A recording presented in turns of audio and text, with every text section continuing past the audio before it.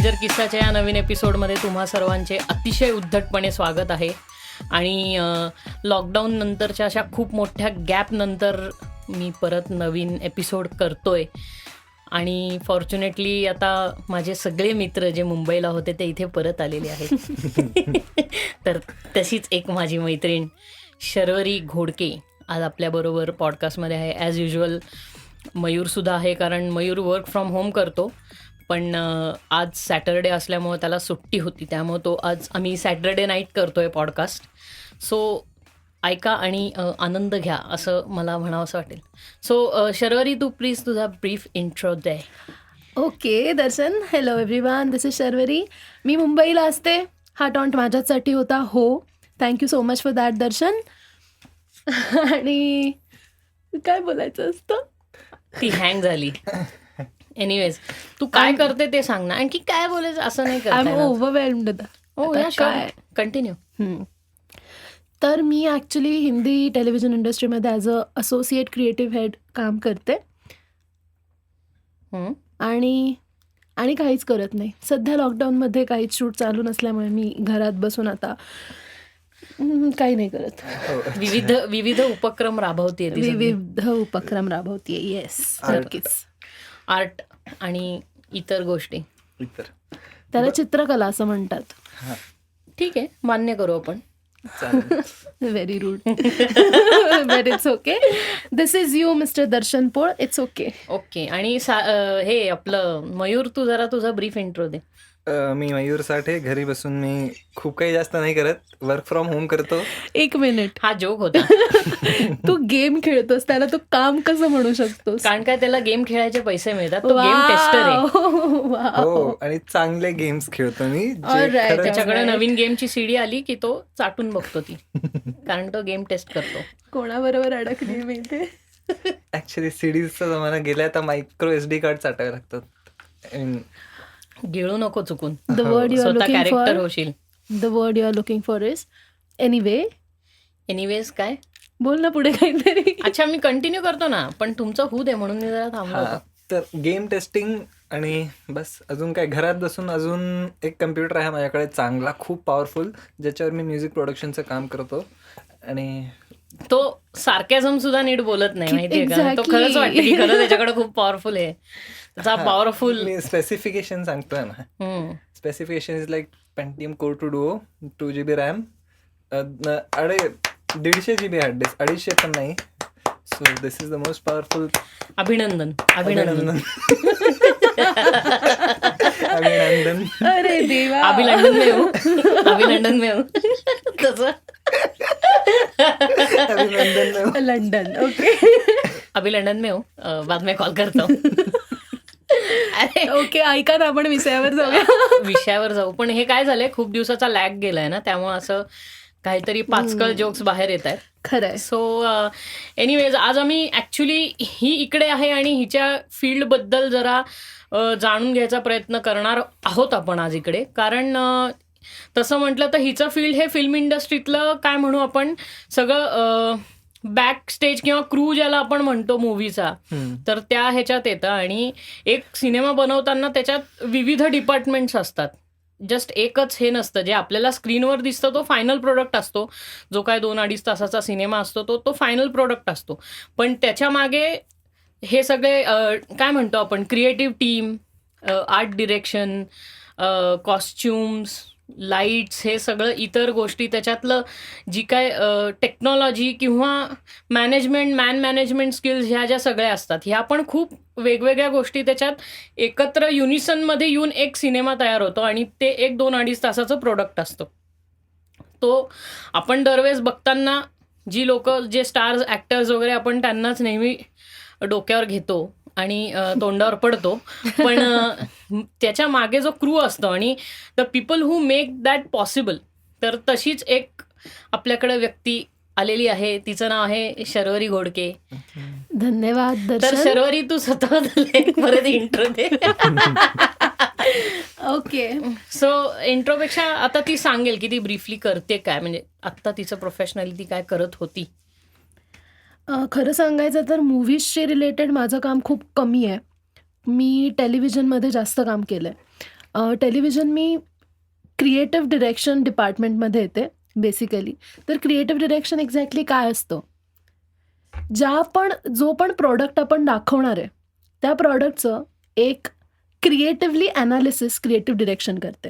म्हणजे डिरेक्टर जो असतो आपला, जो ॲक्शन म्हणतो, त्याच्या व्यतिरिक्त सुद्धा एक टीम असते, जी टीम बेसिकली सगळ्या गोष्टी डिरेक्टरला आणून देते सॉर्ट करून, टूल्स प्रोव्हाइड केल्यासारखं. एक्झॅक्टली. तर ते काम बेसिकली क्रिएटिव्ह डिरेक्शन करतं. आता मी त्या डिपार्टमेंटमध्ये काम करते. माझं बेसिकली काम आहे की आर्टिस्ट, म्हणजे आता कोणते कॅरेक्टर्स या स्टोरीसाठी लागत आहेत त्याची ब्रीफिंग करणं कास्टिंग डिरेक्टरला, की मला असे असे कॅरेक्टर्स हवेत, मला असे असे कास्ट दे, हे ब्रीफिंग करणं. सेट डिझाईन कसा असला पाहिजे ते आर्ट डिरेक्टरला सांगणं किंवा समजावणं, त्या गोष्टी प्रोव्हाइड होत आहेत का त्याच्याकडे एक फॉलोअप घेणं त्याच्यात ते. आणि costumes, basically costumes plays very very important role in every product as you know. तर ते कॉस्ट्युम्स डिसाईड करणं हा बेसिकली क्रिएटिव्ह डिरेक्शनचा पार्ट असतो. आणि not just that, it is, हा सगळा मटेरियलिस्टिक पार्ट झाला, नॉट लिटरली पण तरी हा मटेरियलिस्टिक पार्ट झाला. बेसिक पार्ट, कोर पार्ट जो असतो तो स्क्रिप्ट आपली जी असते, स्क्रीन प्ले, स्क्रिप्ट, या सगळ्यावर क्रिएटिव्हली वर्क करणं हे क्रिएटिव्ह डिरेक्शनचं बेसिकली काम. ओके. म्हणजे एक विजन क्रिएट करणं त्या स्क्रिप्ट करता हे जनरली क्रिएटिव्ह डिरेक्टर त्या गोष्टी करता एम्प्लॉय केला जातो किंवा येस, ते त्याचं काम असतं की त्याचं तो सिनेमा होईल कसा. कारण काय, डिरेक्टरच्या डोळ्यासमोर एक इमेज तयार झाली असते, तर ती इमेज कशी आहे आणि ती एक्झिक्यूट कशी करायची ह्याचं काम क्रिएटिव्ह डिरेक्टर करतो. In short, correct. की त्याला एक शॉट इमॅजिन होतं की तो असा अँगल असेल, मग तो असा जवळ जाईल, पण त्याच्या अवतीभोवती काय गोष्टी आहेत आणि त्याच्यामुळे त्या काय म्हणतो त्या सीनच्या सर्कमस्टान्सेसवरती त्याचा काय फरक पडतोय, तर हे सगळं क्रिएटिव्ह डिरेक्टर डिसाईड करतो किंवा ती विजन डिरेक्टरची एक्झिक्यूट करण्याचं काम करतो. सो इन अ नटशेल हे तिचं काम आहे. येस. आणि you have been in Mumbai for like 2 years now? Yeah, exact 2 years. So how did you started doing this, म्हणजे या फील्डमध्ये कशी चिकटलीस? अरे लहानपणापासूनच ॲक्च्युली या इंडस्ट्रीचं खूप क्रेज होती मला. पण मला ना काय म्हणतात त्याला, असं डिटेलमध्ये माहिती नव्हतं की एक्झॅक्टली कसं काम चालतं.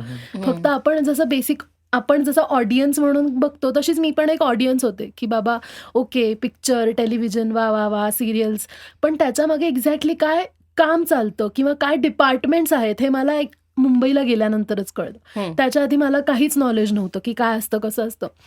एका मैत्रिणी थ्रू मी गेले मुंबईला तिच्याबरोबर कपडे घेऊन, की बाबा ती आर्टिस्ट आहे, म्हणजे ती एक ॲक्टर आहे, तर तिला फक्त कपडे लागणार होते म्हणून मी ते कपडे घेऊन तिच्या सेटवर गेले होते. आणि तिथेच मग मी असं बघता बघता, त्यांना पण नीड होती असिस्टंट डिरेक्टरची, त्यामुळे आय वॉज लाईक की okay, I do anything, you just tell me, मला फक्त शिकायचं तिथे, म्हणून मी असिस्टंट डिरेक्टर म्हणून तिथे लागले. आणि विदिन 2 months वगैरे I became costume assistant director over there. आणि आफ्टर 6 months वगैरे मी असोसिएट क्रिएटिव्ह हेड झाले. आणि असं सुरू झालं माझं तिथलं ते associate creative head. Creative heads ना असिस्टंट नसतात ना, म्हणून ते असोसिएट असतात. बरोबर. सो असं ती चिकटली, असं तिचं म्हणणं आहे. होय. नाही म्हणजे this is how she went through. आणि बेसिकली कसं आहे ना, मुंबईत तुम्ही काही करत असाल ना तर प्रत्येक गोष्टीला स्ट्रगल आहे. म्हणजे तुम्ही चांगले टेलर जरी असाल तरी सुद्धा त्या गोष्टी करता खूप संघर्ष आहे. आणि मुंबईत तुम्ही स्ट्रगलशिवाय काही मिळवू शकत नाही. म्हणजे द वन हू स्ट्रगल्स आणि जो स्मार्ट असतो त्याच्या कामाच्या बाबतीत त्याला मुंबई डोक्यावर घेते. आणि असे लोक पुढे जातात. म्हणजे मुंबईचा हा फंडा आहे किंवा अल्गोरिदम असं म्हणू शकतो आजच्या भाषेमध्ये, की मुंबईचं हे अल्गोरिदम आहे की तुम्ही ते क्रॅक करू शकला की मग तुम्ही मुंबईत सर्व्हाइव्ह करू शकता. आणि बेसिकली सगळ्या फ्रस्ट्रेशनमध्ये राहून सुद्धा त्याच जागेवरती ते काम करून त्याच्यात आपलं एक्सिलन्स दाखवणं, ह्यालाच मुंबईत स्ट्रगल करून राहणं. कारण मुंबईत सगळ्यात मेजर गोष्ट आहे, मुंबईत राहणं हा सगळ्यात महत्वाची गोष्ट आहे ती, की तुम्ही सर्व्हाइव्ह करायचं असेल मुंबईत तर तुम्हाला मुंबईत राहायला लागतं. आणि त्या बाबतीत मुंबई इज अ, आणि त्यात पुण्यातली मुलगी असेल तर थोडं जास्तच अवघड आहे. कारण हे असतं थोडं रुथलेस असतं. कारण व्हेरी म्हणजे लोक खूप छान आहेत पण ती काय ती काम करणाऱ्यांची सिटी आहे. वर्कहॉलिक तुमचं एथिक पाहिजे, की तुम्ही वर्कहॉलिक पाहिजे, तर तुमच्या वर्कहॉलिझमला ते खूप अप्रिशिएट करतात. Yes. तिथे ज्या माणसाचं सेडेंटरी लाईफस्टाईल आहे ना, त्या माणसाचा तिथे ऍक्च्युली काही उपयोग नाहीये. हो. आणि ती बेसिकली आपल्या देशाची आर्थिक राजधानी आहे. त्यामुळं त्या सिटीचा स्पीड हा इतर कुठल्याही देशातल्या सिटीला मॅच नाही होत, इतकी ती फास्ट आहे. सो तुझा स्ट्रगल डे कसा होता, म्हणजे the way you went through? तुला एक खरं सांगू का, या फील्डमध्ये काम करणं म्हणजे तुमचा एव्हरीडे स्ट्रगल असतो. हे तर तुम्हाला म्हणजे सगळ्यांनाच ॲक्च्युली माहिती आहे ही गोष्ट, की आपण रोजच्या रोज स्ट्रगल करत असतो. जेव्हा मी तुम्हाला सांगते ना, आपण एका टॉप पोझिशनला पोहोचल्यानंतरही तुमचा स्ट्रगल संपत नाही. त्यामुळे तू जर मला विचारलंस तर yes, after 2 years I am still struggling. कारण की कसं आहे ना, एकतर सिक्युरिटी नाही आहे. तुम्ही कितीही म्हणा, काहीही म्हणा, तुम्हाला तिथे सिक्युरिटी नाही आहे. ठीक आहे. आणि दुसरी गोष्ट म्हणजे security in the sense job security. Yes, exactly. आणि ह्युमिलिएशन खूप आहे रे. हो, ह्युमिलिएशन खूप आहे. म्हणजे तुम्हाला एकतर मेंटली पण खूप स्ट्रॉंग राहायला लागतं. तुमच्या टॅलेंट आहे ना, टॅलेंट आहे व्हेरी नाईस. तुम्ही अर्धी जर्नी तिथे तुमची सक्सेसफुल झालेली आहे, पण त्याच्यानंतर तुमचा मेंटल हेल्थ तुमची खूप स्ट्रॉंग पाहिजे तिथे काम करायचं. म्हणजे अत्यंत स्ट्रॉंग. म्हणजे तुमच्यात एकतर खूप जास्त पेशन्स पाहिजेत, की बाबा नाही, मी सारखी काय म्हणतात त्याला, की मला जमत नाहीये, मला कोणी सक्सेस टुवर्ड्स सक्सेस मी जात नाहीये. पण त्याच्यासाठी तुम्हाला पेशन्स पाहिजे. कारण ही इंडस्ट्री अशी आहे ना, की दे नीड पेशन्स. म्हणजे जोपर्यंत तुम्ही तो पेशन्स दाखवत नाही ना, तोपर्यंत तुम्ही ती पोझिशन नाही घेऊ शकत. त्यामुळे इट्स लाईक की, आणि तुला सांगते मी, हा पेशन्स येत नाही. बरोबर. त्यामुळे स्ट्रगल चालूच राहतो स्वतः बरोबर. बाकीच्यांबरोबर पेक्षा स्वतः बरोबर आतल्या आत तो स्ट्रगल चालूच असतो आपला. हो. पण मी मुंबईच्या बाबतीत हे ऑब्झर्व केलंय, की लोक बदलतात. मुंबईत जाऊन त्यांना ऍक्च्युली लाईफ काय हे कळतं, की आपण नाही तसं बदलतात इन द सेन्स की काय एक त्याला आयुष्याला एक ऑर्गनायझेशन येतं. करेक्ट. मुंबईत तुम्ही राहत असाल तर. कारण काय, बेसिकली सगळं लोकलच्या टाइमवरती चालणारी मुंबई आहे. एक शिस्त लागते, म्हणून शिस्त लागते. पंक्च्युअल होतो माणूस खूप. आणि मग त्याला पुणेकरांचा राग यायला लागतो, कारण पुणेकर are known to be punctual, very much absolutely punctual. म्हणजे त्यांना, म्हणजे पुणेकरांना वेळ द्यायची असेल तर आपल्याला, म्हणजे फॉर माझ्याकरताही ते तितकंच खरं आहे, की पुणेकरांना वेळ द्यायची असेल, की तुम्हाला 5ला यायचं असेल तर त्यांना बरोबर सांगायचं मला 3:30लाच जमणार आहे, की ते 5ला सुरू होऊ शकतं का. येस. बट मुंबईत तसं होत नाही. मुंबई ही अख्खी लोकलच्या टायमिंग्सवर चालते. त्यामुळे everyone is very punctual, very humble, warm असतात, वेलकमिंग असतात. तिथे 5:49 पण 5:49च आहे. बरोबर आहे.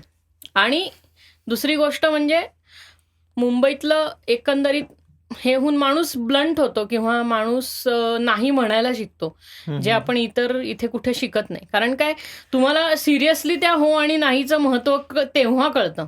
आत्ता आपण हो नाही हे पण, एकतर तुम्हाला नकार घ्यायला तुम्ही शिकता, आणि मग काही गोष्टी तुम्ही नकारायलाही शिकता, की तुम्हाला कळतं की या ठराविक लेवलपर्यंत मी करू शकतो, किंवा हे माझ्या डिग्निटीचं काम नाहीये. पण ह्याच्याकरता तुम्हाला साधारणतः एक 4-5 वर्षाच्या त्या स्ट्रगल पिरियडमधनं जायला लागतं मुंबईत स्थिर स्थावर व्हायला. मी हे म्हणत नाही की मुंबईत घर गेला. मुंबईत तुम्ही घर घेतलाय तर you are very well settled, more than settled. मुंबईत तुम्ही स्वतःचं घर घेऊन राहताय म्हणजे you are more than settled. But तुम्हाला काही करायची गरजच नाहीये. म्हणजे तुम्ही ते घर भाड्याने देऊन सुद्धा आरामात राहू शकता. So that's not the thing. But actually मुंबईत तुम्हाला हे कळतं की काही ह्या मुंबईत राहण्याचे हे ट्रेट्स आहेत काही. आणि सगळ्यात मोठं कॉस्मोपॉलिटन वातावरण आहे ते. खूप कॉस्मो. अत्यंत. त्यांना काही पडलेली नाहीये मुंबईमध्ये. दे डोंट जज you know, and that is what I guess we all need right now, की बाबा please, I want to live my life the way I want to, please don't जज मी. आणि तिथे तसंच आहे. एकतर तुला सांगायचं म्हणजे तिथे वेळ नाहीये लोकांना एकमेकांना जज करायला आणि एकमेकांना बघायला सुद्धा नीट. बरोबर. ते स्वतःच्याच आयुष्यामध्ये इतके बिझी आहेत ना, की त्यांना काहीच पडलेली नाहीये बेसिकली. आणि आयुष्यात शेड्यूल्ड राहणं गरजेचं आहे. हो, अगदीच बरोबर आहे. आणि मुंबई म्हणजे मुंबईपेक्षा तुम्हाला शेड्यूल्ड राहणं हे कोणी जास्ती चांगलं शिकवू शकत नाही. It's the most scheduled place. बरं, मग आता कधी येतोयस मुंबईला? मी येऊन जाऊन करतो मुंबई. चुप बस. नाही, अवघड आहे मुंबई. स्वप्नात रोज जातो मुंबईला. काय सांगतोस? तो टोकन नाही लागत का जायला तुला? ते इंटरस्टेट बंद आहे ना कोरोना व्हायरसमुळे. हो ना. मी स्वप्नात रोज मुंबई कुठं जातो स्वप्नात रोज तू मुंबई? प्लीज हे विचारू नकोस. त्याचं उत्तर तुला माहितीये. नाही अरे मी प्लीज याचा अर्थ असा नाही की त्याला कोणी चौपाटीला गर्लफ्रेंड आहे कुठे? वगैरे, पण तरी मग कुठलं गिरगाव चौपाटीला जातोस? गिरगावच. अरे हा, necklace road गिरगाव तेव्हाच चौपाटी फिरलोय. कशी दिसते? कचरा त्याच्यात खूप होता पहिला, आता असं? साफ केला. काय आता तू साफ डिस्क्रिप्शन आहे केलंय. का हे? हो. गिरगाव चौपाटी कशी दिसते? कशी दिसते आता? चौपाटी सारखी दिसते मयूर. बीच राहू दे, यांना वेळ नाहीये Beach आहे माझ्यासाठी. म्हणे. ते मुंबईला कधी येऊ शकत नाहीत मला भेटायला. नाही, पण it's असं काही okay. नाहीये. मुंबईला आम्ही 2 येऊ वर्ष शकतो. झाली आहेत दर्शन. 2 काय? वर्ष. नाही, माझा हाही स्ट्रगल चालू आहे ना. हो. तू ऐकतेस हा स्ट्रगल. येस. मग I am very much proud of it by I the am way. See पुणेकर. The thing is that I am very stubborn आणि मला इथे बसूनच काहीतरी करून दाखवायचं असं झालंय माझं. हा, दिसतंय पोट कसं सुटलंय ते दर्शन. ते लॉकडाऊनमुळे पोट सुटलंय आणि हे पण मी इतकं छान छान मला काही नाही खाऊ घातलंय अख्ख्या तो लॉकडाऊन मयूर बघ, तो मयूर बघ. त्यामुळं तर आय एम व्हेरी हॅपी काही अँड नाही. Satisfied with my stomach which I have. ते मी रिड्यूस करू शकतो. Suits you. येस. माझं वेगळं दिसतं मयूर, जरा. तू काही का बोलत नाहीयेस आज?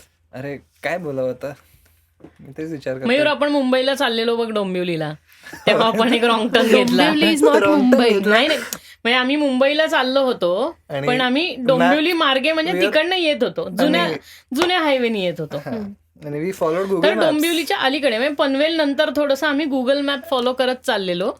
तर त्यातनं आम्ही एका वाडीत घुसलो आणि ती म्हणजे ह्याच्याकडे निसान मायक्रा आहे. म्हणजे नाही सॉरी, डॅटसन रेडिगो. डॅटसन रेडिगो आणि निसान मायक्रा ह्या 2 गाड्या साधारणपणे एक मिनिट. आकाराला एकच आहेत. रस्त्यावरून जात होतात की खड्ड्यावरून? कारण त्या गाडीला ना it's like a magnet, you know. ती खड्ड्यांना अशी अट्रॅक्ट करते आणि ती तिथूनच जाते. आम्ही खूप चांगल्या रस्त्यांमधनं चाललेलो पण तिकडनं आम्ही वाडीत लागलो. अच्छा. आणि मग ती वाडी अशी ना मोठ्या मोठ्या रस्त्यातनं असा तो रस्ता छोटा होत चिंचोळा गेला. चिंचोळा चिंचोळा चिंचोळा होत गेला. किती बरं वाटतंय मला आणि पुण्याला येऊन. मग तो असा रस्ता झाला की तुम्ही गाडी पुढे घेतली ना तर तुम्ही मागे घेऊ शकत नाही आणि तुम्ही डायरेक्ट एका माणसाच्या तुळशी वृंदावनात गेलेला. तर तो त्या ऐक ना, ड्रायव्हर कोण होतं? मी कार चालवत नाही.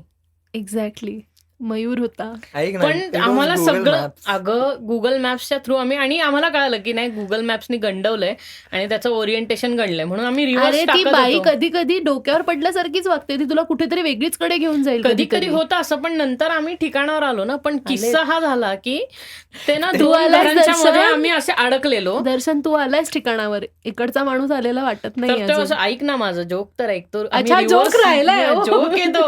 Okay, इथं असं आम्ही रिव्हर्स येत होतो.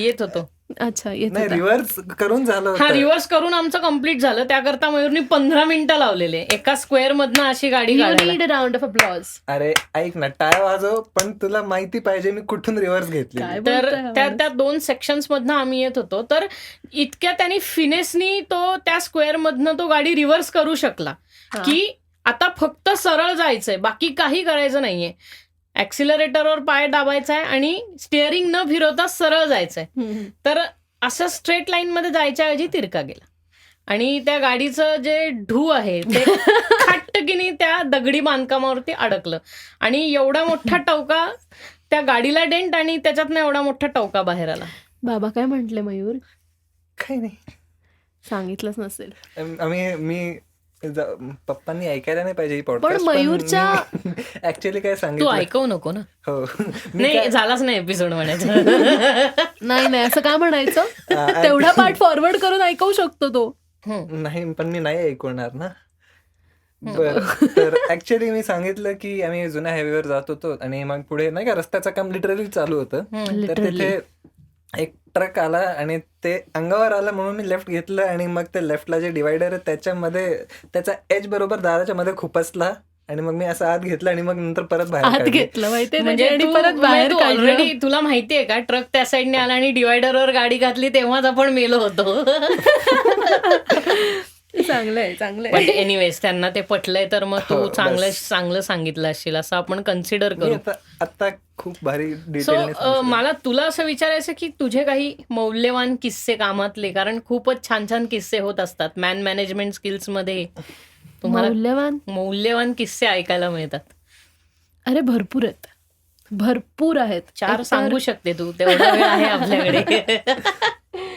एकतर सगळ्यात पहिले म्हणजे मी फिल्म सिटीमध्ये शूट करत होते एका हिंदी सिरियलसाठी. हम्म, आणि एक दिवशी आमचा सेट असा एकदम टेकडीच्या एंडला होता, म्हणजे आमच्या पुढे कोणता सेट नव्हता हम्म, हम्म, आणि तिथे जंगल सुरू व्हायचं.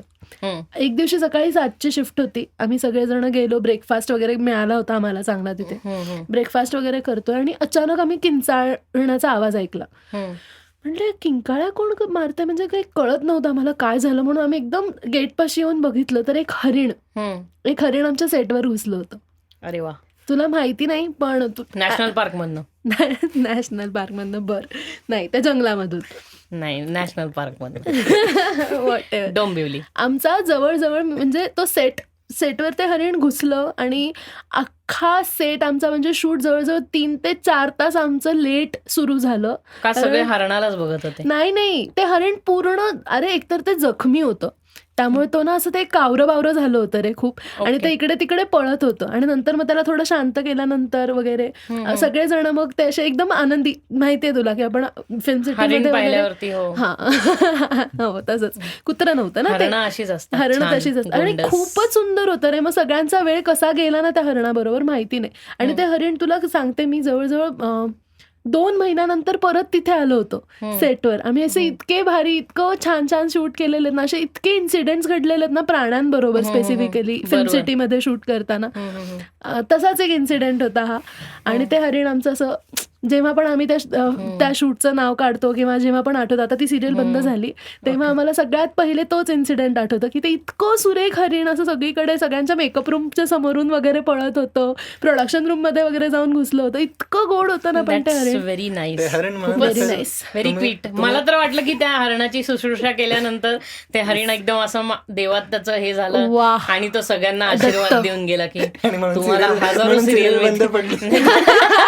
व्हेरी फनी, तुम्हाला हजारो सिरियल मिळतील पण ही सिरियल बंद होईल very very funny Mayur, very funny Mayur, असं बोलून तो गेला. बरं, ते नाही का, म्हणजे ते अहिल्याचा आहे ना तो किस्सा की श्रीराम त्या दगडाला त्याचा पाय लागतो आणि ती अहिल्या असते दगडाला. म्हणजे स्टोरी चांगली आहे ही, पण म्हणजे असंच काहीतरी मला वाटलं की तो असं जखमी हरणाला तुम्ही शुश्रूषा केली. हे सगळं फक्त टेलिव्हिजन आणि मूवीज मधूनच घडू शकतं. त्यामुळे की ते तुमचा बी.आर. चोप्रा मोमेंट झाला असेल तिथे. सॉर्ट ऑफ चांगलं आहे. पण म्हणजे आता होतं असे काय म्हणतात, असे अनेक किस्से घडत असतात खूप.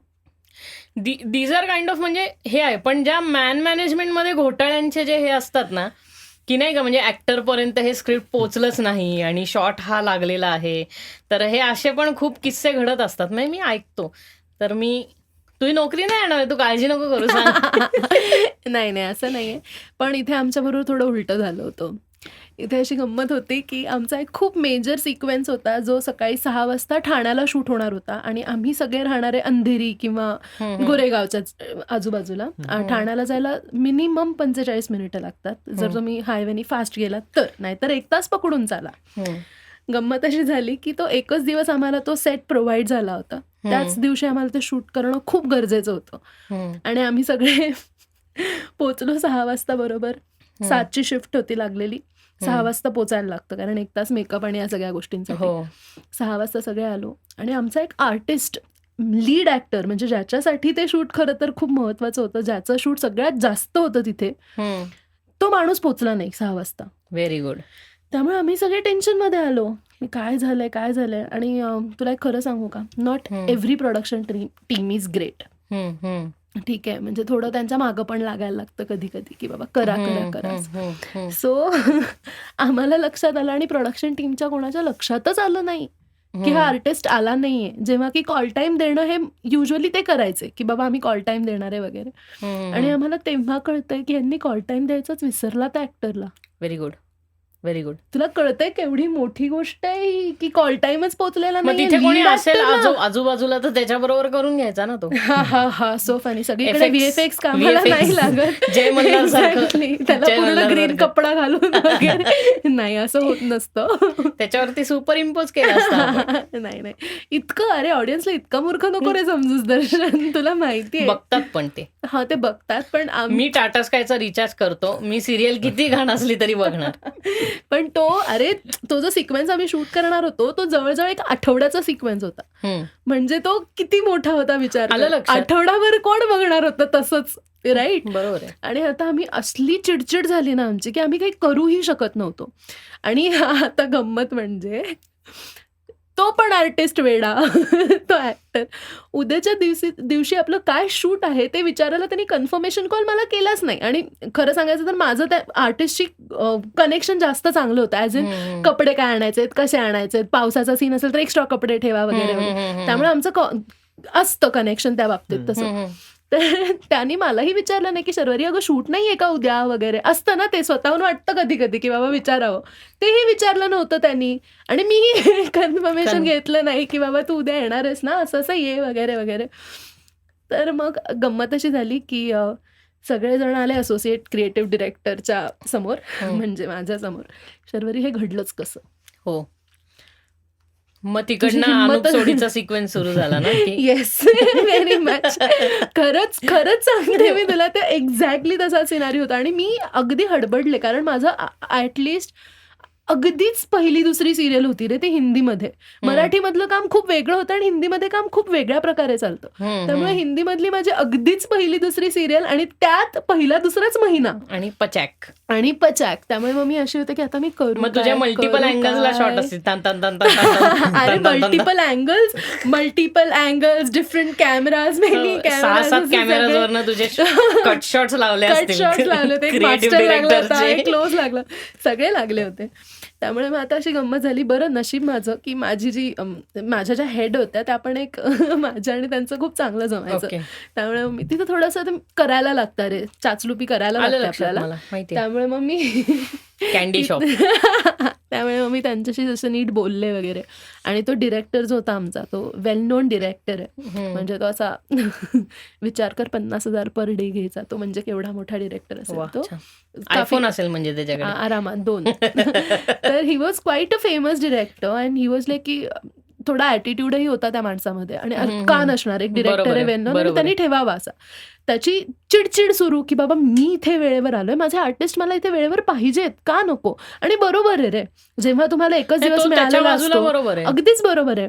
आणि गंमत अशी होती की आम्ही आमच्या बाजूला बरोबर होतो, चूक ज्यांची होती त्यांना पकडलंच गेलं नाही. तर त्यामुळे मग आम्ही तिथून त्याला फोन लावला मी डायरेक्ट. आणि तो माणूस हँगओव्हर मध्ये आत्ताच्या आत्ता ये तो असं तसं. आणि नाही, मी म्हणते अरे हॅलो राम आणि ही इज लाईक की काय कोण बोलते. म्हटलं अरे 1 मिनिट इथे काय झालं. अगं मला आज सुट्टी होती म्हणून मी बारमध्ये, म्हणजे बायको बरोबर बाहेर फिरायला गेलो वगैरे, त्याचं सुरू झालं. म्हटलं आता त्याला मी बोलवणार कधी, तो माणूस येणार कधी.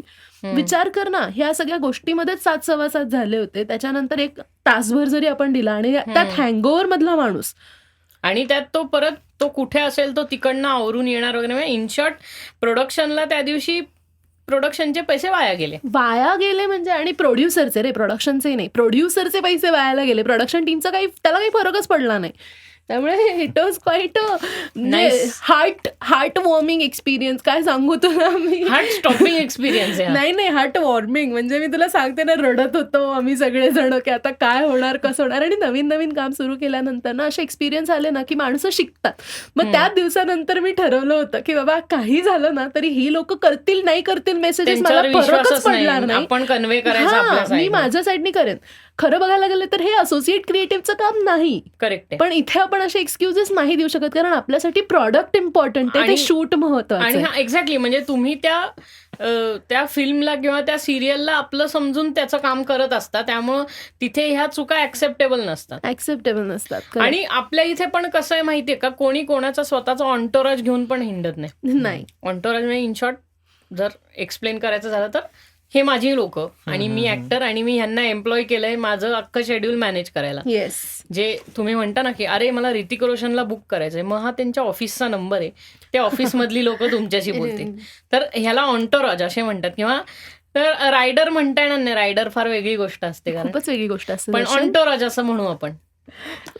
तर ऑन्टोराज हा त्यांचा एक विषय आहे. ही हसतीये ही. हो एनिवेज रायडर नाही रायडर म्हणजे खायला बरोबर जे आणतात ते रायडर असतं. जे खायला आणतात ना, मला रेडबुल हवंय की ते त्याला रायडर जातात ना, they are specifically called as rider. म्हणजे त्याला सैनिक म्हणतात मराठी इंडस्ट्रीत. अहो दादा भजी खायला मिळतील का? सेटवर भजी खायला आलायस तुला एक खरं अरे सांगू का? मी हा एक किस्सा सांगतो. पप्पांचं एक प्रॉपर कमर्शियल शॉर्ट फिल्मचं शूटिंग होतं. कमर्शियल म्हणजे इन शॉर्ट तो प्रोड्युसर प्रॉपर कमर्शियल सिनेमे प्रोड्यूस करणारा होता. तर ते त्याची शॉर्ट फिल्म होती जी ते ह्याला पाठवतात ना वेगवेगळ्या फेस्टिवल्सला वगैरे त्यांच्या शॉर्ट फिल्म सिलेक्ट वगैरे होण्याकरता. सो चांगलं डिरेक्शन, चांगलं स्क्रिप्ट रायटिंग, त्याला आपण इंडी मूव्ही वगैरे कधी कधी म्हणतो असं की बाबा तसं. तर त्यांचा एक हॉस्पिटल सिक्वेन्स होता आणि तो हॉस्पिटल सिक्वेन्स ते भारती विद्यापीठच्या हॉस्पिटलमध्ये शूट करणार होते. वा. तर त्यांच्या डिरेक्टरने त्यांचं जे क्रिएटिव्ह हेड असेल तर त्यांनी हा खूप छान घोटाळा केला की तिथे 6 ट्रक प्रोडक्शनचे वगैरे आले. तर हे पण आलं तिथे. ऍक्टरचं काय म्हणतो व्हॅनिटी व्हॅन आली ऍक्टरचे. मग नंतर ऍक्टर्स आले, अख्खा क्रू आला आणि मग भारती विद्यापीठवाले म्हणाले तुम्ही इथे का आला? मग ते म्हणले अहो ह्या फ्लोअरवर शूटिंग होतं. ते म्हणले तुम्ही सांगितल्यावर शूटिंग होईल ना. सो हे कन्व्हेच झालं नव्हतं. बापरे. सो तो अख्खा मुंबईहून आलेला लॉजिस्टिक्स तिथे अडकून पडला आणि ते शूटिंग कधी झालंच नाही नंतर. मग नंतर ते सिटी हॉस्पिटलवाला शॉट असतं बघ नेहमी, तशा टाईप मध्ये ते शूट झालं सेट लावून.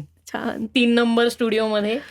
छान. म्हणजे त्यांना हॉस्पिटल बिस्पिटल जे सपोर्टिंग कॅरेक्टर नर्सेस वगैरे ते करणार होते ते, किंवा ते आजूबाजूला नुसते ते पेशंट म्हणून जे पेड ऍक्टर्स असतात की त्यांचं फक्त असं डोक्याला हात लावून ते बसतात असे अख्ख्या सीनभर कॉरिडोरमध्ये, किंवा काही धावपळ कर जर रक्ताची गरज आहे वगैरे असं करणार. प्रोड्युसर्सचं नुकसान झालेलं आहे. हे सगळे लोक म्हणजे एक ते ट्रक त्याच्याबरोबर आलेला ते लाईट लावणारे सगळे क्रू त्यांचा, नंतर हे जिमी डॉली वगैरे हे करणारी लोक, जनरेटरचे क्रू, जनरेटरचा क्रू, कॅमेरा जे रेंटनी देतात त्यांचं क्रू, त्या विविध लेन्सेस वगैरे.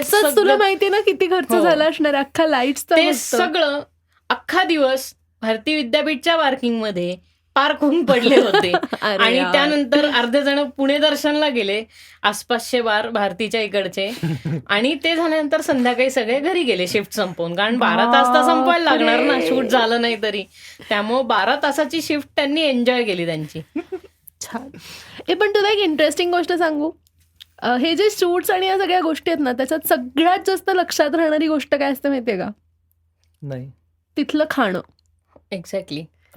तिथे मिळणारी बिर्याणी म्हणतेय तू, पातेल्यातली येणारी बिर्याणी, फिल्म सिटी मधून असं अल्युमिनियमच्या डब्यातून येणारे छोटे छोटे समोसे आणि त्यांची ती चटण्या. Oh my God. म्हणजे मी तुला सांगते ना, आता तुला माहिती आहे किती चांगली फूडी आहे मी ते, त्यामुळे मला असं सगळ्यात जास्त जर लक्षात राहिलेल्या गोष्टी असेल ना तर ते जेवणच असेल सेटवर मिळालेलं जनरली. आणि तुला हेही माहितीये की ते त्यांच्या बरोबर जी लोक येतात ना त्यांनाही ते खाऊ घालतात. ते असं नाहीये की हे फक्त सेटच्या लोकांकरता, असं नाहीये. तिथं येणारा प्रत्येक माणूस असेल ना तो ते खातो आणि ते अन्न कधीच वाया जात नाही. कधीच वाया जात नाही. म्हणजे मी पण पप्पांबरोबर 2-3 वेळा शूटिंग बघायला गेलोय आणि मी कधीच ते अन्न वाया गेलेलं पाहिलं नाही. म्हणजे ते उरलं असेल ना तर लोक लिटरली डब्यात भरून घेऊन जातात. पण सगळं संपतं. तुमची भांडी अर्धवट भरलेल्या खरकट्यानी किंवा उरलेल्या अन्नानी कधीच तुमची भांडी जात नाही. आणि ते त्यांचा वेळ झाला की येतात आणि ते मेक शुअर की प्रत्येकाला गरम गरम मिळेल. हे पण मला त्यांचं खूप आवडतं की प्रत्येक जण तिथे जो खायला येईल त्या सगळ्यांना गरम गरमच मिळेल, हे ते अश्युअर करतात. आणि मग ते तिथे गॅस सुद्धा मांडून बसतात त्यांच्याकडे की अरे आले की गरम गरम गरम बिर्याणी मिळणार, चहा गरम गरम, एनी टाइम चहा गरम गरम मिळणार. केटरिंगचं काम मी आहे ना सेटिंग बेटिंगच्या वेळी केलं होतं. सेटिंग बेटिंग चालू होतं, सगळं शूट चालू होतं. मी फक्त सांग तरी सेटिंग बेटिंग काय आहे. अरे वेब सिरीज आहे मराठी. अच्छा. हा तर माहितीये लोकांना बहुतेक, काय माहित, लक्षात नाही. पण हा तर त्यावेळी संतोष ती फक्त पुण्यात रिलीज झाली त्यामुळे तुला माहित नव्हतं. ओ शट अप. तर त्यावेळी 3 दिवस सलग पोहे, चहा. एकदा तर आम्ही सगळ्यांना घेऊनच गेलो होतो, चला हॉटेलमध्ये आता खाऊ काय. मग तिकडे घरगुती जेवण चांगलं चांगलं गेलं. एक मुंडव्याला शूट झालेलं. बर. सो आय थिंक तो एक एक्सपिरियन्स चांगला होता. आम्ही पोहे म्हणजे रपारप खायचो. मी 3 प्लेट खायचो पण तरी संपायचं नाही. Nothing new. हो म्हणजे दॅट इज ट्रू. त्याला खायला आवडतं हे तो बोलत नाही, तो बोलून नाही दाखवत, त्याला खायला आवडतं. अगदीच. कोणाला नाही आवडत रे खायला तसे. माहितीये का, शूटिंगचा तो अविभाज्य घटक असतो की तुला माहितीये का की मोस्टली मोठमोठे ऍक्टर्स सुद्धा त्याच केटरिंग मध्ये खातात. म्हणजे ते काचकूच करत नाही त्या बाबतीत की अरे मीठच कमी आहे असं काही नाही. सगळे म्हणजे क्रू मधला सगळ्यात कमी इम्पॉर्टन्स असं नाही म्हणता येणार, पण सगळ्यात डिपार्टमेंट वाईज सगळ्यात खालच्या डिपार्टमेंट मधला खालचा माणूस आणि जो वर म्हणजे जो ऍक्टर आहे, मेन लीड करतोय, हिरोईन आहे, हे सगळे त्या सेम केटरिंग मधनं खातात. आणि त्यांचं अप्रिसिएशन इतकं आहे की ते अप्रिशिएट करतात त्याला की हा हे दरवेळेस आपल्याला जेव्हा हवंय तेव्हा लावतात. ते टॅलेंट त्यांचा जो आहे. आमचे एका शूटमध्ये जे केटरिंगवाले होते ना, केटरिंगवाले काका, ते स्वतः यायचे रे फूड डिलिव्हर करायला. म्हणजे ज्यांचं स्वतःचं असं मोठं ते केटरिंग होतं, ते स्वतः यायचे फूड डिलिव्हर करायला. तर आमचा, आता मी तुला सांगते, मी अत्यंत आळशी मुलगी, खरं सांगते तुला. जेव्हा सेटवर जेवण मिळायचं, सुरुवातीची गोष्ट आहे अगदी, जेव्हा सेटवर जेवण मिळतच तेव्हा मी घरी जेवण बनवून काय येऊ, राईट. बरोबर. आणि एवढं टेस्टी मिळायचं तेव्हा बिग ब्रेन या. तर तेव्हा ते काका यायचे आणि ते पर्सनली विचारायचे माहितीये का, तुम्हाला जेवण कसं वाटलं, तुम्हाला काय आवडेल खायला. आता ते ऍक्च्युली जेवण पण सिलेक्ट करण्यावर आहे, म्हणजे प्रोड्युसर सिलेक्ट करायचे मेन्यू. येस, की बाबा आम्हाला हे हवंय किंवा असं असं हवंय वगैरे. आणि मग ओकेजनली तुम्हाला पाहिजे तसं स्पेशल फूड पण यायचं तुमच्यासाठी असं वगैरे. ते काका नेहमी मला विचारायचे की शर्वरी तुला हे आवडलं होतं ना, मी तुझ्यासाठी हे वेगळं आणलं. ते काका नेहमी माहितीये माझे खूप असे खूप वॉर्म असतात ते. आणि मी कसं हे सांगतोय कारण ताई जेव्हा मुंबईला राहत होती तेव्हा, म्हणजे ती लग्न होऊन जेव्हा मुंबईला गेली तेव्हा तिच्या सासूबाई हे करायच्या, केटरिंग करायच्या. आणि त्या मराठी कॉमेडी एक्सप्रेस का कुठली तरी हे होती, तर त्याला ते डबे पुरवायच्या. सो त्यांचं काम होतं की त्यांच्या लंचावरच्या वेळेस ते डबे वगैरे घेऊन जाणं आणि त्यांना डबे देणं. तर हे तिचं काम होतं. सो ते तेव्हा जायचे डबे घेऊन. तर ते हे पर्सनली सांगणार की हे असं झालं होतं, हे छान झालं होतं. किंवा ते ऍक्टर्स त्या डब्याची वाट बघायचे की यार थोडासा होऊ दे उशीर, पण यार ते डबे भारी असं. मग त्यामुळं ते लक्षात राहतं की तो एक हे असतो, काय म्हणतो आपण, अटॅचमेंट झाली असते त्या फूडशी. आणि लोक वाट बघत असतात की आज मेनूत काय असणार आहे. किंवा मी स्वतः एका ह्याच्यात जेव्हा काम केलं होतं लहान असताना, चाइल्ड ऍक्टर, चाइल्ड प्रॉडिजे होतो ना तेव्हा लहानपणी, चाइल्ड प्रॉडिजे. तर तेव्हा मी by the way you are a super actor. काय त्याला म्हणतो, नसते उद्योग नावाचा हे होती टेलिव्हिजन सिरियल होती. तर त्या सिरियलमध्ये मी काम केलं होतं. सो देर वॉज लाईक की ते असे लिहून ठेवायचे बोर्डवरती की आज छोटा दर्शन. येस, छोटा दर्शन. तुम्ही मला बघू शकता, तुम्हाला कुठेही सिरियल सापडली तर, आणि तुम्ही मला टॅग करा त्याच्यात स्क्रीनशॉट करून. येस, मला हा दिसला, ओके दर्शन. बट मी सांगतोय की मस्त होतं खाणं, बस. ते सगळं जाऊ दे, खाणं मस्त खाणं. अरे लहान मुलांना अजून काय पाहिजे वेळच्या. अरे तुम्हाला फुकट आईस्क्रीम मिळत असेल तर कोण नाही जाणार रे. देवा, अरे काय सांगू तुला मी. आणि ते असं बफे सारखं मांडतात छान. यायचं, आपण आपलं घ्यायचं, खायचं. सेल्फ सर्व्हिस शादीवाली फिलिंग येतं एकदमच. पण मजा आहे रेस. म्हणजे शूटिंगचं आयुष्यच खूप वेगळं आहे. तुला शूटिंग करताना कंटिन्यू सेटवर राहावं लागतं म्हणजे? हो, मला राहावं लागतं. माझी मॅम म्हणजे माझा हेड नसला तरी चालतो कारण पण शी हॅज तुला to work on other multiple प्रोजेक्ट्सवर. सो मग तू जेव्हा तुला सेटवर राहावं लागतं मग तू काय करते, म्हणजे तंबू घेऊन जाते?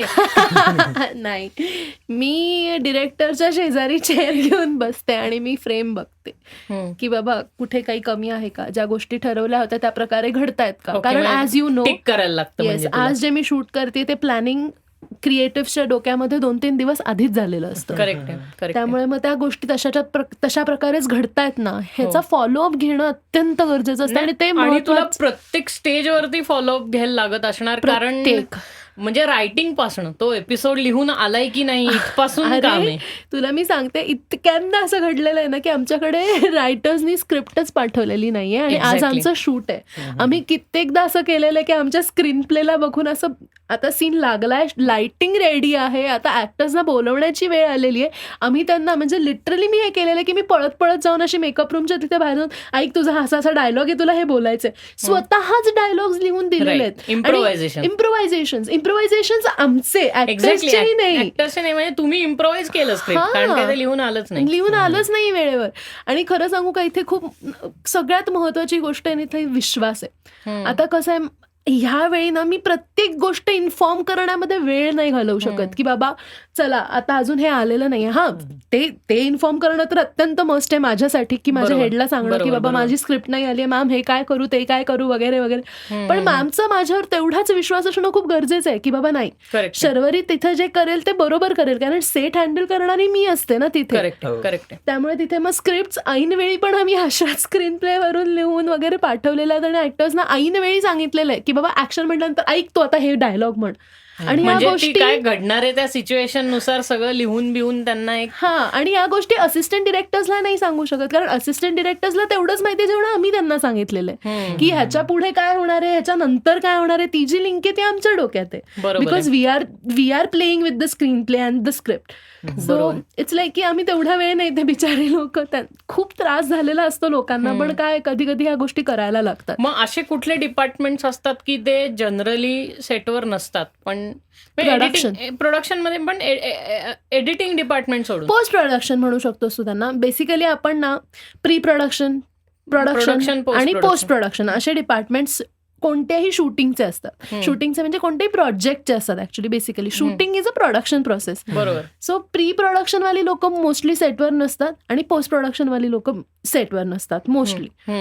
बाकीचे सगळ्या लोकांना तिथे एक्झॅक्टली प्रोडक्शन वाले तिथे असतातच सेटवर. I understand that, but barring that there are some parts of the production which are actually not on the set itself. ते कुठेतरी तुम्ही स्टोरी बोर्डिंग करणारे वगैरे ते प्री प्रोडक्शन मध्ये येतं बाळा. म्हणजे ते सगळं जे असतं ना. ठीक आहे, तू म्हणू शकते एवढं काय. Sorry, I am a production noob. Okay, तू मोठा आहेस माझ्यापेक्षा. पण वाव, माझ्यापासून काय होतंय माहितीये का, हे असं खूप दिवस केली नाही ना पॉडकास्ट की हे होतं. सॉरी, तू माझ्यापेक्षा मोठा आहेस. मग तू मम्मी चुप बस. तर हे सगळं प्री प्रोडक्शन मध्ये. आता टेलिव्हिजन सिरियलचा जेव्हा तू विचार करशील ना, तेव्हा आता ही सगळी लोक ना प्रोडक्शन ऑफिसेस मध्ये बसलेली असतात. म्हणजे तुमचं भरपूरदा असं रायटर्स वगैरे येतात की बाबा मी जसं लिहिलंय तसंच शूट होतंय की नाही, किंवा चॅनलवाली लोक येतात चेक करायला. की चेक करायला की बाबा बरोबर चाललंय ना, SNPs तर फॉलो करतायत ना वगैरे वगैरे. या सगळ्या गोष्टींसाठी असतात. पण आहे प्रोडक्शन वाले जनरली सगळे सेटवर असतातच, सगळे डिपार्टमेंट सेटवर. कुठे असतात ते विचारू नको, सेटवर असतात हे महत्वाचं आहे. सेट मोड सेट 125 एकर मध्ये असेल तर तिथे सगळे आहे ते समजून घ्यायचं. पण खूपदा असं, अरे काय आहे ना, प्रोडक्शन वाल्या लोकांना खूप कामं करायला लागतात रे.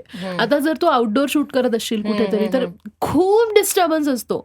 ऍक्टर्सचे फेमस काय म्हणतात, जे खूप फेमस ऍक्टर्स आहेत त्यांचे फॅन्स वगैरे येऊन खूप हे करतात, कल्ला करतात. मग ते सगळं सांभाळण्यासाठी प्रोडक्शनचीच लोक जातात. त्यामुळे not necessarily they know everything what is going on, but they have to control.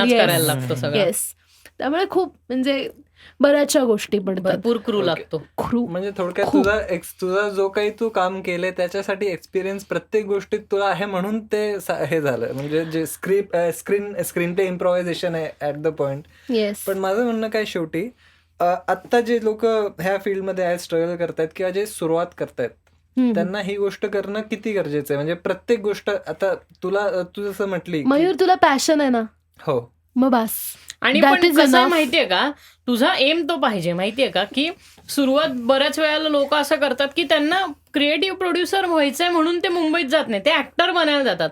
हो. आणि पण मग तुला एक आपण गोष्ट माहितीये का दर्शन, आता तू क्रिएटिव्ह प्रोड्युसर्स म्हटला, एक्झाम्पल दिलंस म्हणून मी तुला सांगते, बऱ्याचशा लोकांना ज्यांना या फील्डबद्दल अट्रॅक्शन आहे किंवा असं म्हणतात ना लोक की मला काहीतरी करून फिल्म इंडस्ट्रीमध्ये काम करायचं, त्यांना बेसिकली ती सगळी लोक माझ्यासारखी असतात असं मला वाटतं. त्यांना नॉलेजच नसतं की एक्झॅक्टली काम कसं चालतंय हो. किंवा त्याच्या एखाद्या ऍक्टर्सना बघणं म्हणजे काम नाहीये. खरं तर ऍक्टर लोक फक्त ते तुम्हाला देतायत गोष्टी ज्या मागं घडलेल्या आहेत. आणि They are just overview. They are just doing what they are instructed to they do are so. Instructed to, पण ते इन्स्ट्रक्शन जे आहे ना, ते जे काम आहे ना, ते खरं काम आहे.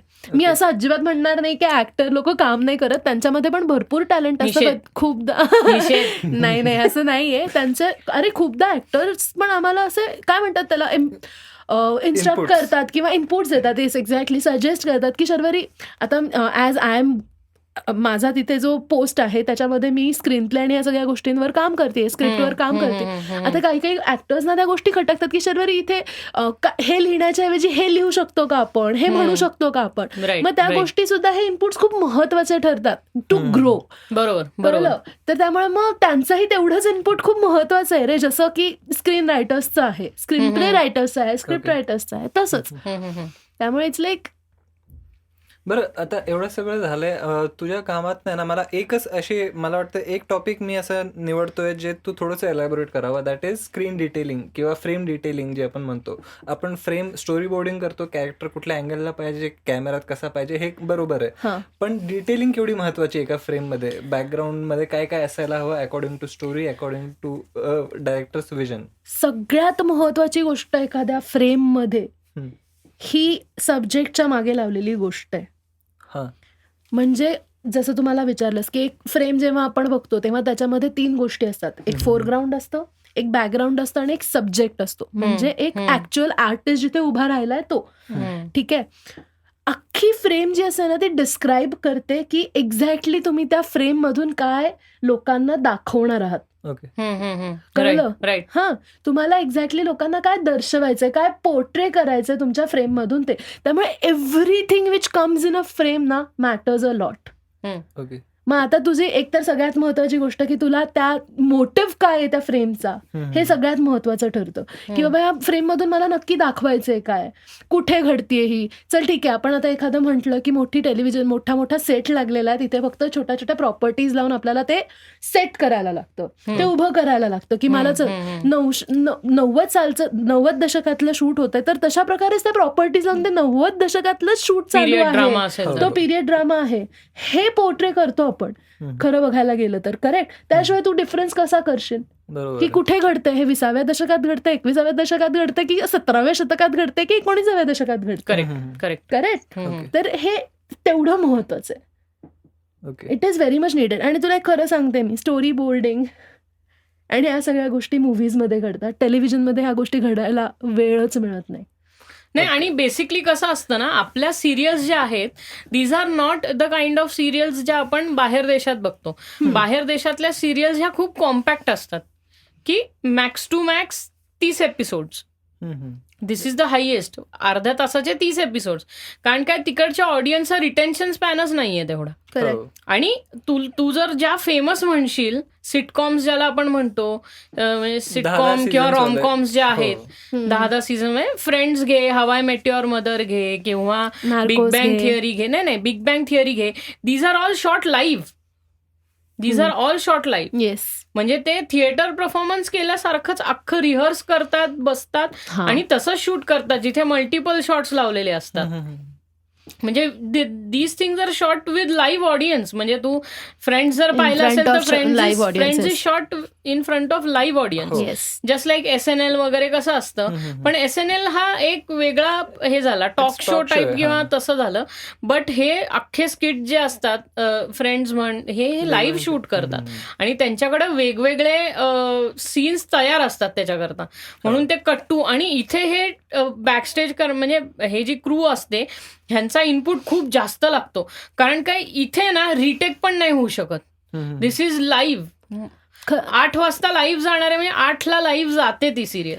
नाटकाचा प्रयोग असतो ना ते तसंच आहे, तसेच करतात ते तसंच शूट करतात पण आणि ते त्या वेगळ्या लेवलवर वेगळ्या ब्रॉडकास्ट लेवलवर लेवलवर असतं. हा करेक्ट. कारण काय हे स्विच झालेलं तर ऑडियन्सला कळणार नाही ना. तिथे कंट्रोल रूम मध्ये जे हे बसलेले असतात, डिरेक्टर्स बसलेले असतात किंवा ती लोक लिव्हर्स स्विच करून ऍक्च्युली स्विच करतात तुमच्या आणि ते रिअल टाइम ब्रॉडकास्ट चेंज होतं. सो आणि दुसरी गोष्ट म्हणजे तुम्ही नार्कोज वगैरे हे बघतात तर these are very well scripted cinematically made serial आहेत त्या. Right right.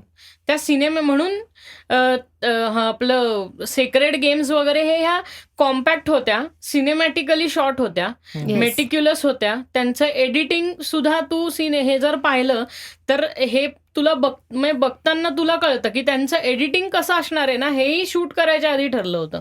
म्हणजे असं लिहिलं गेलंय ते की हा कट शॉट हा असा आहे म्हणजे समोरच्याला क्लिफ हँगर कसा मिळेल, समोरच्याची प्रत्येक एपिसोड करता उत्कंठा कशी वाढत राहील ह्याकरता ते तसं लिहिलं जातं. त्याचं स्टोरी बोर्डिंग तसं होतं आणि ते व्हेरी वेल प्लॅन्ड म्हणजे वेल ऑइल्ड इंजिन कसं असतं आणि तुम्हाला तेवढं बजेट मिळालं की तुम्ही हे नक्कीच करता. आणि सिरियल म्हणजे ह्या सिरियल जे असतात these are generally for 1000 episode वगैरे ह्यांचे असतात. म्हणजे त्यांचं कॉन्ट्रॅक्ट साधारण 3 वर्षाचं वगैरे असतं एका सिरियलचं. मला असं वाटतं ना अप्रोचच खूप वेगळा आहे. खूप इंडियन ऑडियन्सचा अप्रोच म्हणजे इंडियन ऑडियन्ससाठी केला गेलेला हा अप्रोच आणि इंग्लिश लँग्वेजमध्ये जे आपण सिरीज बघतोय आता या सगळ्या गोष्टी त्याचा अप्रोच अत्यंत वेगळा आहे. आता इंडियन टेलिव्हिजन किंवा इंडियन मुव्हीजमध्ये अप्रोच असा आहे ना की लार्जर दॅन लाईफ गोष्टी दाखवायच्या आणि आवडतात ना लोकांना बघायला, त्यामुळे तशा गोष्टी बनल्या जातात. तसं तिथे नाहीये. तिथे जे नाही. आणि कसं आहे माहितीये का आपला असा लार्जर देन लाईफचा अप्रोच आहे कारण प्रत्येक जण ती लाईफ जगू शकत नाही. मग ऍटलिस्ट त्याला आपण ही स्क्रीनवर तर लाईव्ह दाखवू शकतो आणि त्यामुळे लोक सुद्धा बघून खुश होतात रे. अजून काय ग्लॅमर म्हणजे ते ग्लॅमरस असतं खूप जे बघता तुम्ही. आणि हे जनरली आधी पण नव्हतं. म्हणजे तू हे रामायण महाभारत या सिरियल्स पाहिल्या तर ह्या पण कॉम्पॅक्ट होत्या, कमी एपिसोड्स, वेल शॉट, वेल रिटन आणि जे दूरदर्शन पासून त्या सुरू झाल्या. म्हणजे हा अप्रोच आधी आपला वेस्टर्न सारखा होता. तू महाभारत पाहिली तर महाभारत पण काय त्यांनी 6000 एपिसोड ताणली नाही. म्हणजे ती द्रौपदी काय बोलली काय काय काय मग ते 7-8 शॉट मग क्लोज मग OTS वगैरे असले काही शॉट नव्हते.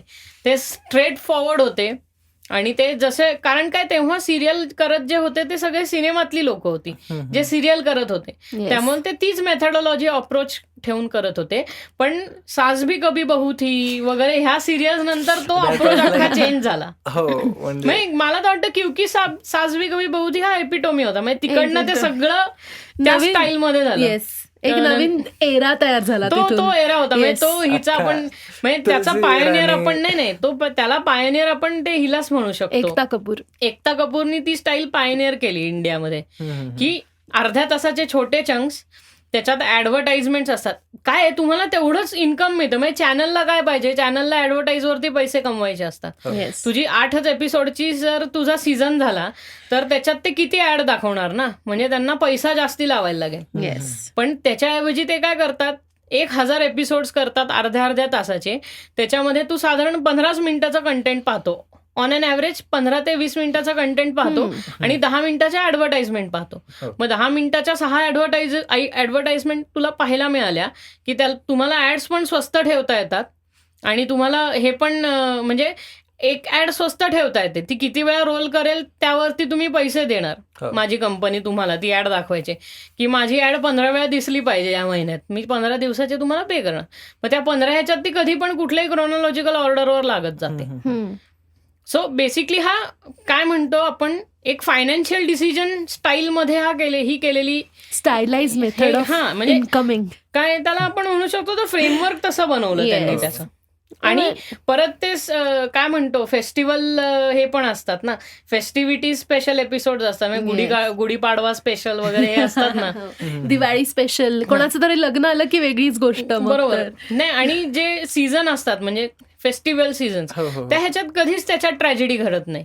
कारण काय फेस्टिवल सीझन आहे, कोणाला फेस्टिवल खराब करायचं नाही. तेच ना लक्ष्मीपूजनाच्या वेळेस आईला हार्ट अटॅक आला वगैरे हे दाखवायचंच नसतं कोणाला. ते चांगले सगळे लाडू खातात आणि संपते. दुसऱ्या त्याच्या अलीकडचे किंवा पलीकडचे जे दुसरे सिरियल्स असतात त्याच्यातले कॅरेक्टर स्मॅशअप करणे अशा गोष्टी घडतात. It is just marketing I feel. म्हणजे ह्या सगळ्या गोष्टी कसं आहे ना कोणासाठी करतोय आपण हे? ऑडियन्ससाठी ऑडियन्ससाठी ऑडियन्सला करतोय. आवडते ऑडियन्सला आणि आवडतंय ना. ऑडियन्स इज युअर टीआरपी शेवटी. या ऑडियन्स इज युअर टीआरपी.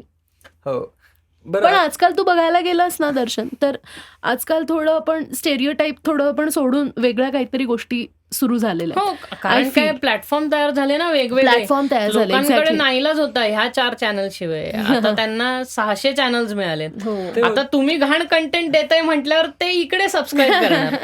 आणि that is very well done. म्हणजे हे इंटरनेट आणि ह्याचं श्रेय जिओला जातं. Yes. नाहीतर आज तागात कोणी नेटफ्लिक्सचं जिओचं आलं नसतं ना इंटरनेट. कोणी नेटफ्लिक्स घेतलं नसतं आपल्याकडे. हो ना. कारण काय आधी इंटरनेट हे फक्त श्रीमंतांकडे असं म्हणायचे. नेटफ्लिक्सचे म्हणजे त्यांचे आहे रूल्स, बट स्टील एक जे डिरेक्टरला किंवा रायटरला जे लिबर्टी स्टँडर्ड्स आहेत त्यांचे वेगळे शूटिंगचे सिनेमा स्टँडर्ड्स त्यांच्याकडे ठरलेले आहेत. तुम्हाला असं शूट करायला लागतं. तुम्ही असं शूट करणार असेल तरच आमच्याकडे अप्रोच करा, नाही तर तुम्हाला कोणीतरी दुसऱ्याकडे जा. आम्ही असं हे स्टँडर्ड शिवाय करणार नाही. त्यामुळे आता कसं झालंय, समजा माझा अप्रोच तसाच आहे ना, तर मग मी नेटफ्लिक्सला अप्रोच होतो. माझं मी त्या पठडीतला डिरेक्टरच नाहीये की मला त्या 100 आणि 1000 आणि 2000 एपिसोडच्या सिरियल डिरेक्ट करता येतात.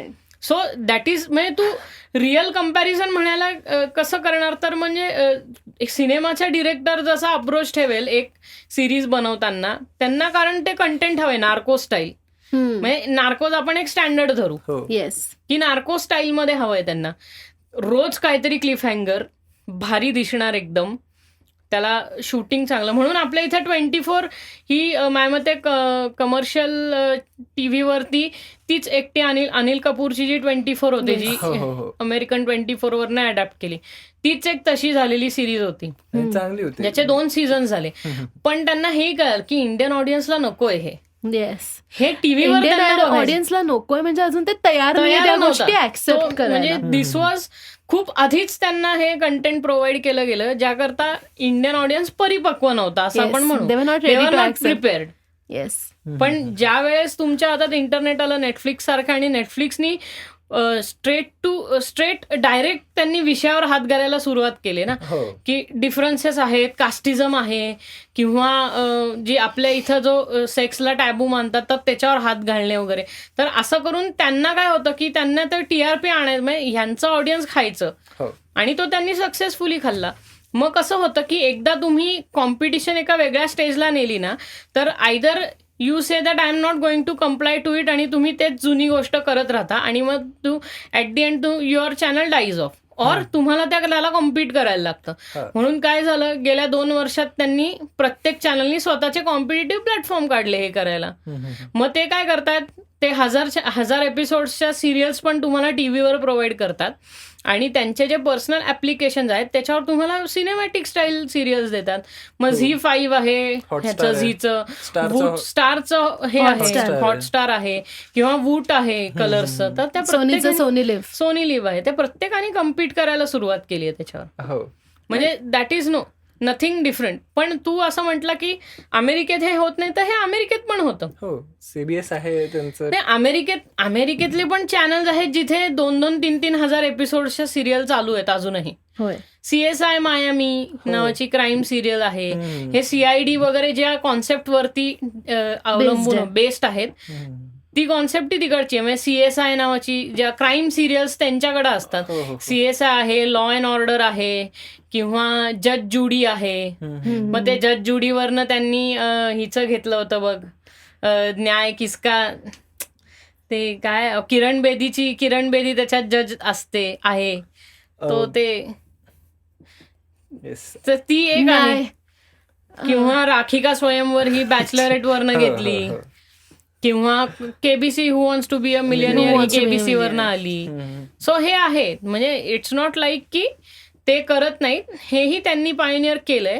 पण आपण मोस्टली रियालिटी शोज ज्या घडतायत आपल्या तिथे आता, हे सगळे तिकडनं अडॅप्टेड आहेत, मोस्टली अडॅप्टेड आहेत. म्हणण्यापेक्षा ती लोक येऊन इंडियन ऑडियन्सला आता त्याच्यात अट्रॅक्ट करतायत, कंपेलिंग बनवतात. येस. की प्राइस इज राईट नावाची होती बघ आपल्या, तर तिकडं प्राइस इज राईट जे असते, तर आपल्याकडे तशी पण होती की त्या पर्टिक्युलर किंमत काहीतरी, ते आहे. किंवा who is smarter than us 5th grader होती, जी आहे ती 5वी पास से तेज है, जी आपल्याकडे होती. सो असे खूप आहेत आणि अशा खूप कॉन्सेप्ट चालतात, खूप कॉन्सेप्ट चालत नाहीत. हो. इट म्हणजे is just an experiment. Experiment असतो. एक रिसर्चचा प्रकार आहे हा, मला असं वाटतं हा, की म्हणजे 2 सीझन्स करून बघू कसं चालतंय, नाही चाललं तर संपलं कारण विषय. बराच ऑडियन्स असाही होता की त्यांनी ऍक्सेप्ट केल्या या सगळ्या हो, गोष्टी. म्हणून तर केबीसी आपल्याकडे एवढं Yeah. चालतं ना, लोकांना ज्ञान पण मिळतं हम्म. आणि Amitabh Bachchan for a longer time पाहता येतो. ते असतं आणि लोकांना एक गोष्ट कंपेलिंग वाटते की एक कोणीतरी म्हणजे छोट्या घरातला मुलगा एक मिलियनेअर झाला, हा, ते 15 त्यांना questions ती जी देऊन. अंडरडॉग तो जो स्टोरी एक- असते ना, हा. त्या अंडरडॉग स्टोरी करता आपण सकर्ज आहोत खूप मोठे. म्हणजे आपल्या लोकांना ती अंडरडॉग स्टोरी खूप आवडते. त्यामुळे आपल्या इथं डान्स रियालिटी शोज जे असतात, ते खूप चालतं. ह्याचे DID वगैरे, त्याच्यात ते नाही का रिक्षावाले का बेटा लगेच वगैरे, ते रडायला बॅक लागतं. स्टोरीज वगैरे सगळ्या. मैं चाय किंवा वाली की ह्याच्यात पण बेटी. आहे, किंवा तू ह्याच्यात बघतो ना, America's America's got Got talent Talent. मध्ये पण हो, सेम आहे. करतात. म्हणजे ते त्यात काही नाहीये, फ्रेमवर्क तेच आहे, नाही, कम्प्लीट टॅलेंट आहे but it is also marketing stunt. Strategy आहे. येस. अच्छा, अरे पैसे, हे बघ, शेवटी काय, हा धंदा पैसे कमवायचा आहे एंटरटेनमेंटवरनं, त्यामुळे ते तर होणारच आहे. हा, पण तू आता एजीटी बद्दल बोलला ना, तर एजीटीचं मध्ये कसा प्रकार चालू होता की पीपल वर लाईक ब्लेमिंग की एजीट unless there is no emotional story behind an artist और जे काही कंटेस्टंट आहे, he is not going to win. अशी एक ट्रेंड चालू होती की कमेंट्स मध्ये लोक खूप हे करत होती. सो जेव्हापासून लॉकडाऊन चालू झाला, आय थिंक लॉकडाऊन नंतर जे आपण बघतोय आता ऑडिशन्स, आय थिंक जे जेन्युनिटी आहे त्यांच्या त्या ऑडिशन्स मध्ये, कोणाची अशी काही सॅड स्टोरी नाही. They are simply coming and performing and they are giving their best. म्हणजे तू विचार करू शकतोस की एक कंटेस्टंट आला, त्यांनी नुसतं एक पोएट्री म्हटली त्याची, and he got a golden buzzer. So म्हणजे त्यांनी असं बरोबर काही आहे ना. सांगितलं की माझी हिमी होती अशी पण मेली. तुला ऍट दी एंड माहितीये का, हे सगळं कितीही खरं असलं ना, तरी at the end of the day जर त्या चॅनल करता if it is making any financial sense by keeping a contestant there, तर मग तो राहतो तिथे. म्हणजे हो. त्याच्यात नाही म्हटलं तरी तो व्यवसायाचा भाग आहेच. येस, तो आहेच. तू कितीही प्रयत्न कर, it is business, because TRP is trying to hit a particular audience. हो. You want to hit a chord in the mind of a particular audience, आणि दॅट्स वाय ते प्रेव्हलंट आहे, ते होणारच. कारण काय, तो व्यवसायाची ती स्ट्रॅटेजी आहे, त्याला काही नाही करू शकत आपण. हो. सो ते तर होणारच. किंवा आता बाय द वे त्यावरनं जम्प करायचं झालं तर आता नुसते हे जे आपण म्हणतोय हे फक्त सिरियलचं झालं, पण जे क्रिएटिव्ह डिरेक्टर्स गेम्सवर काम करतात त्यांचं तर काम ह्याच्याहून भयानक असतं. खूप भयानक. भयंकर असतं. सिरियसली म्हणजे आय अग्री. क्रिएटिव्ह नॉटी डॉगचा अनचार्टेड 4 वगैरे, अरे काय लेवलवरती काम करतात रे ते. हो ना. आणि हे क्रिएटिव्ह म्हणजे त्यांच्या डिरेक्टर आणि ह्या सगळ्या हायपोथेटिकल सिच्युएशन असतात. फर्स्ट पर्सन मध्ये गेम असतो आणि तुम्हाला ते काय यूज करेल, तो कुठल्या कुठल्या गोष्टी यूज करेल त्याप्रमाणे सिनारिओ क्रिएट करायला लागतो. जसं मी आत्ता हा पाहिला, लास्ट ऑफ अस 2 चा मी अख्खा गेम प्ले पाहिला नेटवरती. So last of us was like की त्यांनी काय लेवलवरती ते तयार केलंय. 7 वर्षानंतर लास्ट ऑफ अस 2 आला. इव्हन तो कॉल ऑफ ड्युटी जर बघितला असेल, इट्स अ गेम आहे फर्स्ट ऑफ ऑल. सगळ्यात पहिला point, it's a game and you are creating a complete war like situation. सगळे सोल्जर्स आहेत, मे बी फ्रॉम कंट्रीज दाखवले असतील, रशिया, जर्मनी आणि अजून काय. स्टील त्या गोष्टींमध्ये आय थिंक सगळ्यात मोठा पार्ट प्ले करतो दॅट इज जे साऊंड डिझायनर असतो. म्युझिशियन्स तर असतातच, Hans Zimmer give music to games. So नाही, बरेचसे असे म्युझिक डिरेक्टर्स आहेत जे देतात, म्हणजे कंपोजर्स. सो बट म्युझिक देणं एक वेगळं, पण साऊंड डिझाईन करणं त्या गोष्टींसाठी एका हायपोथेटिकल गोष्टीला किती तुम्ही रिअल आणता. आणि परत हायपोथेटिकल म्हणतोय म्हणून मला अजून एक गोष्ट इन्क्लूड करायची वाटते, त्या आहे animes. Animes are completely 2D hand drawn things. Everything is 2D hand drawn and yet after sound नाही, पण काही जुने सीझन होते, आता त्यांनी बरेचसे 3D पण झालेत. हो. आणि शेवटी म्हणणं काय की हे जे काही हायपोथेटिकल गोष्टी आहेत ह्याच्यात जर सगळ्यात कोणी काही रिअलिझम आणत असेल, so those are sound designers and music directors. Correct आहे. हो. मग ह्या 2 गोष्टींचा पण शेवटी कुठली मूवी ह्याच्यात पोस्ट प्रोडक्शनमध्ये ह्यांचा खूप इम्पॉर्टंट नाही कसं आहे, कारण ते you are working on 2 senses of a human being at a time. Yes. जे हिअरिंग सेन्स आहे आणि तुझा जो वॉचिंग सेन्स, म्हणजे तुला जर बघावासा वाटलाच नाही गेम तर तू खेळशील कसा. हो. आणि साऊंड डिझाईन मध्ये तू जर एक पर्टिक्युलर ॲरो सोडतोस तर तो ॲरो लेफ्ट टू राईट जाणं किंवा स्टिरिओस्कोपिक त्याचा बायन्युरल साऊंड तयार होणं ते हो, जर हो, हो. झालंच नाही तरीही तुला इंटरेस्ट राहत नाही. त्यामुळे both things go hand in hand.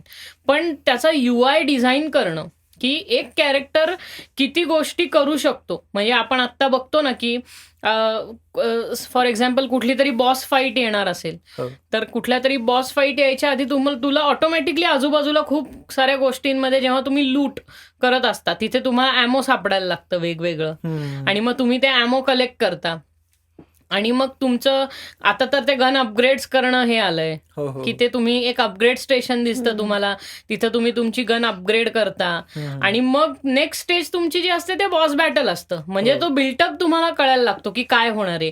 किंवा पर्टिक्युलर गेम्स म्हणजे जे ह्याचे गेम्स हॉरर गेम्स आहेत तिथे जम्पस्केअर्स येणं. तर हे जम्पस्केअर सिनेमात जशी इमॅजिन करतो तशी गेममध्ये ते जम्पस्केअर आणि तुम्ही त्या पर्टिक्युलर पॉइंटला गेल्याशिवाय तो जम्पस्केअर येतच नाही. हो.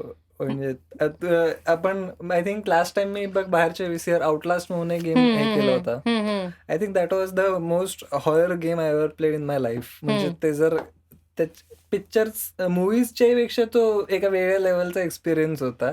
आणि बरं झालं आणि मी- अॅनिमेशनची क्वालिटी इतकी वाढली आहे आता. हो. ऐका ना, मला शिकवा ना कोणता तरी गेम खेळायला. आउटलास्ट अनचार्टेड खेळतो. आउटलास्ट नाही, तू पहिल्यांदा घाबरवतोय मग नंतर ती गेमच खेळणार नाही कधी. नाही असं काही नाहीये. नाही पण कसं आहे किंवा आपण- रेसिंग गेम्स सुद्धा सेम आहे रे. रेसिंग गेम मी खेळलाय, नीड फॉर स्पीड.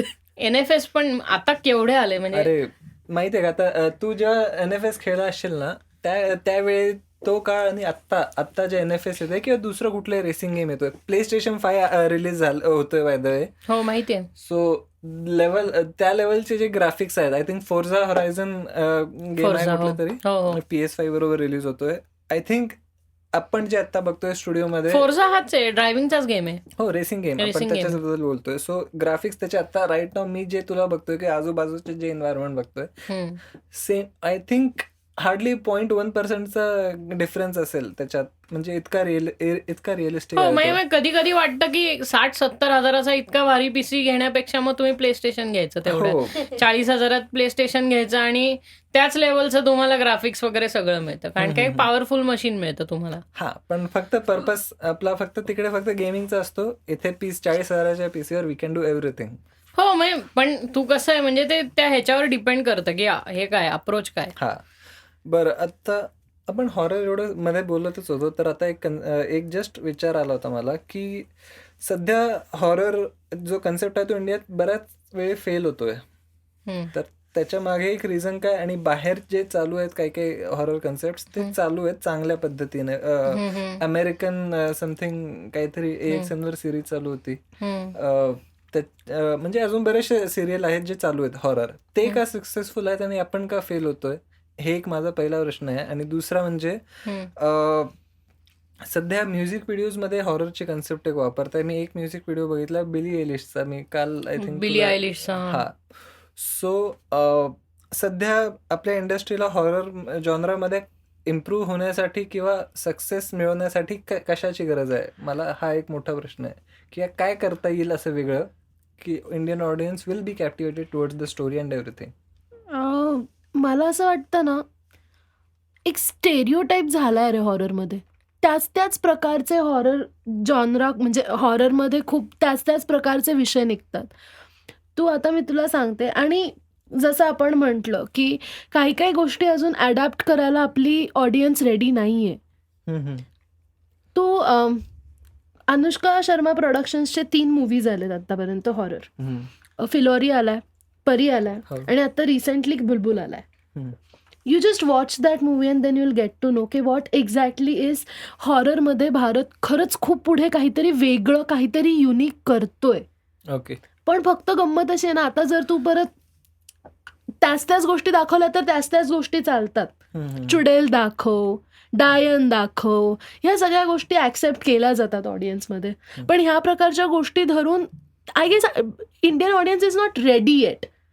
नवीन गोष्टी. असं नाहीये की हॉररमध्ये आपण अजून पुढे गेलेलो नाहीये. येस, आपण खूप खूप प्रकारे पुढे गेलेलो आहे. आपण खूप सारा कंटेंट दिलेला आहे. फक्त एवढंच की त्यांना अनरिअल वाटायला लागल्यात आता त्या गोष्टी. त्या खऱ्या घडतील असं वाटत नाही. म्हणून त्या गोष्टीला तेवढं अप्रिसिएशन मिळत नाही. I feel like that. पण नाही, आपण जर हॉरर मुव्हीज कोण काढत होता? Ramgopal Varma. Ramgopal Varma. Yes. Okay. So तो his style of horror movies like, म्हणजे मला ती पटत नाही. म्हणजे मी फ्रँकली सांगतो मला. सो आणि मध्ये असं झालं होतं की राज 1, राज 2, राज 3, it was all the same. 1920 London returns and all this. So असंही नाही म्हणू शकत की ऑडियन्स लाईक ऍक्सेप्ट नाही करत आहे. But what ever was shown त्या मूव्हीमध्ये मला काय वाटतं नाही, मला काय वाटतं माहितीये का, मला सायकोलॉजीचा इथे इश्यू आहे असं मला वाटतं. येस.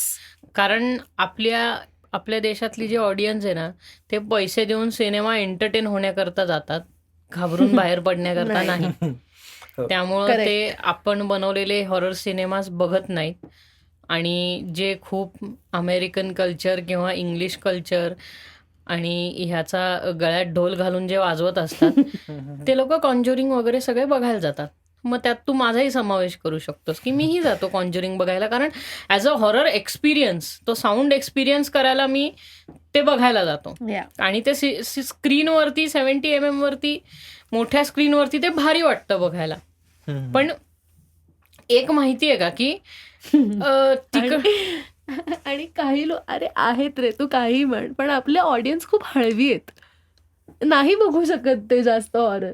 आणि जे ज्यांनी ऍक्सेप्ट केलेलं आहे की बाबा ठीक आहे, मी आहे थोडा स्ट्रॉंग म्हणण्यापेक्षा मी बघू शकतो बाबा, ती लोक. तुला माहितीये का हॉरर जॉनरा कुठं चालेल आपल्याकडे? सिनेमाऐवजी सिरियल मध्ये चालेल. कारण हा ट्राईड अँड टेस्टेड फॉर्म्युला आणि तो चालायचा. एक्झॅक्टली. आहट किती आहे, झी हॉरर शो आहे, फिर कोई आहे, भीती डूड किती वर्षांपूर्वी आली होती ती, डीडीवर लागायचं, त्याला चालायचं. म्हणजे आपल्याकडे हॉरर हे टीव्हीवर बघतील लोक, सिनेमामध्ये अंधारात नाही बघायला जाणार. त्यांना एपिसोडिक बघतील, त्यांना ट्यूब चालू ठेवून बघायचं जे का हॉरर असेल ते.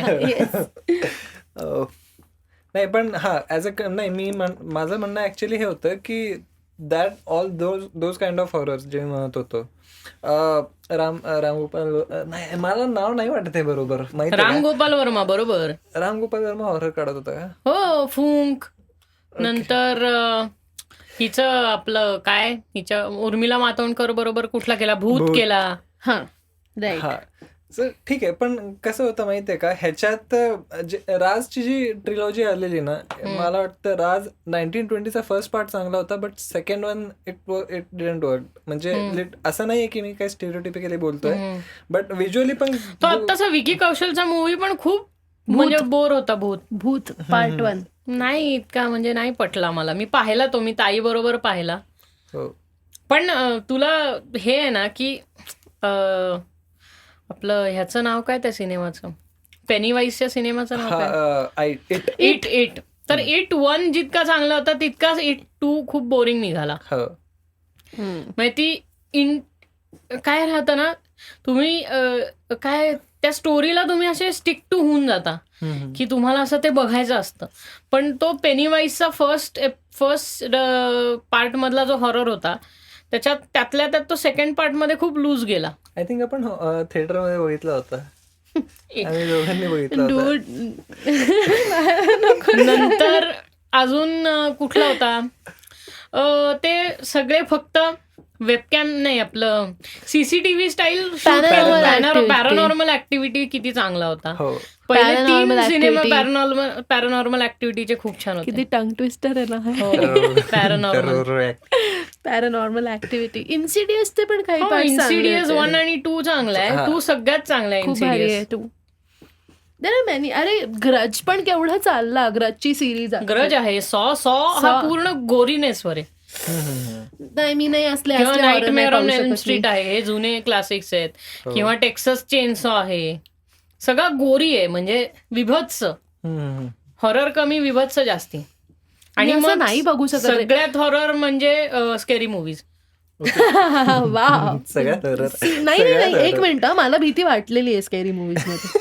आय एम सॉरी बट मी होते तेवढे. आणि मी तुला सांगते तेव्हा मी बाकीचे कोणते असे हॉरर बघितलेले नव्हते. मी स्कॅरी मुव्हीज पहिल्यांदा ब्लॅक हॉरर असा बघितला होता वेडासारखा. What? स्केरी मूवीज जर कोणी पाहिला नसेल तर हा विडंबन सगळ्या हॉरर मूवीजचं विडंबन करणारा सिनेमा आहे. आहे आणि त्याच्यात अजून पण मूवीची विडंबना केलेल्या आहेत. सो किंवा एक्झॉसिझम ऑफ एमिली रोज आहे. एक्झॉसिस्टच घे ना, एक्झॉसिस्ट पण छान आहे. हो आय थिंक नाही, पण एक्झॉर्सिस्टची स्टोरी जी होती ना दॅट वॉज मोस्टली ऍक्च्युली काय म्हणतो आपण, त्यांनी आहे ना क्युरिओसिटी घालून दिली होती. It was more it was more about curiosity rather than final conclusion. काय म्हणजे फायनल कन्क्लुजन जेव्हा मी बघितलं मूवीचं मला काय असं वाटलं नाही. म्हणजे स्टोरी एवढी खास नाही वाटली तुला? नाही त्या लेवल शेवटपर्यंतचा जो बिल्डअप होता ना तो जो कॉन्स्टंटली आपल्याला क्युरियस होतं की काय होणार आहे पुढे, उत्कंठावर्धक. हा through sound and music and all that त्यांनी ते जसं जे नेलं ना. क्युरिओसिटी. परत परफॉर्मन्सेस हा मी फंबल होत्या परफॉर्मन्सेस. It's okay. आपण चांगले काम करतोय म्हणून फंबल होत. ठीक आहे काही आपलं. हो पण ते चांगलं म्हणून त्याचा माझा हा एक आहे. बाकी राज वाज लाईक अरे यार वन. माझा ऑल टाइम फेवरेट कोणता राहील माहितीये का इंडियन हॉरर मध्ये? एक तर भूत राहील, राज पहिला राहील. माझं नाही राहणार आहे कारण मी त्या एज मध्ये जो तो बघितला होता ना, जेव्हा तो माझ्यासाठी तेवढा होता. जॉन अब्राहमचा जॉन अब्राहमचा साया आणखीन नाही जिस्म हॉरर. जिस्म हॉरर नाहीये. नाही. लागी तुमसे मन की लगन ही गझल कुठल्या ह्याच्यात आहे? जिस्म मध्ये नाहीये. गुगल सर्च नाही करायचं. मेंदूवरती जोर घाल, मेंदूवरती जोर. मी फक्त गाणी ऐकलेली. साया नाही रे. साया पण नाही. जाऊ दे बघूया. एवढं मेंदूवर विश्वास पण नाही आज माझ्या.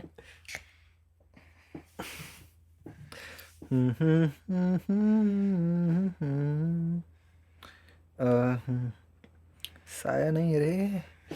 शापित नाही. त्याचं नाव काय? लागी तुमचे मन की लगन. मम्मीचा कॉल येऊन गेला. पाप.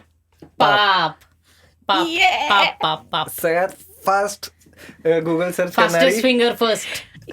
अरे ह्याच्यात आहे ना कोण बनेगा करोडपती मध्ये असतं ना, आज खेलेंगे फास्टेस्ट फिंगर फर्स्ट.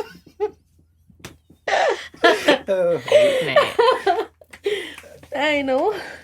मयूर तू वाईट आहेस. मयूर खूप वाईट आहे. जोरात हसायला कोणी चालू केलं होतं ना हे माईकवर, हे पॉडकास्ट मध्ये सगळ्यांना कळेल. ऐक, सायलेंट लाफ्टर नावाचा एक प्रकार असतो जो तोंड बंद करून जोरजोरात म्हणतात. नाही ना, पण ते silent Whatever, let's get back to the topic now.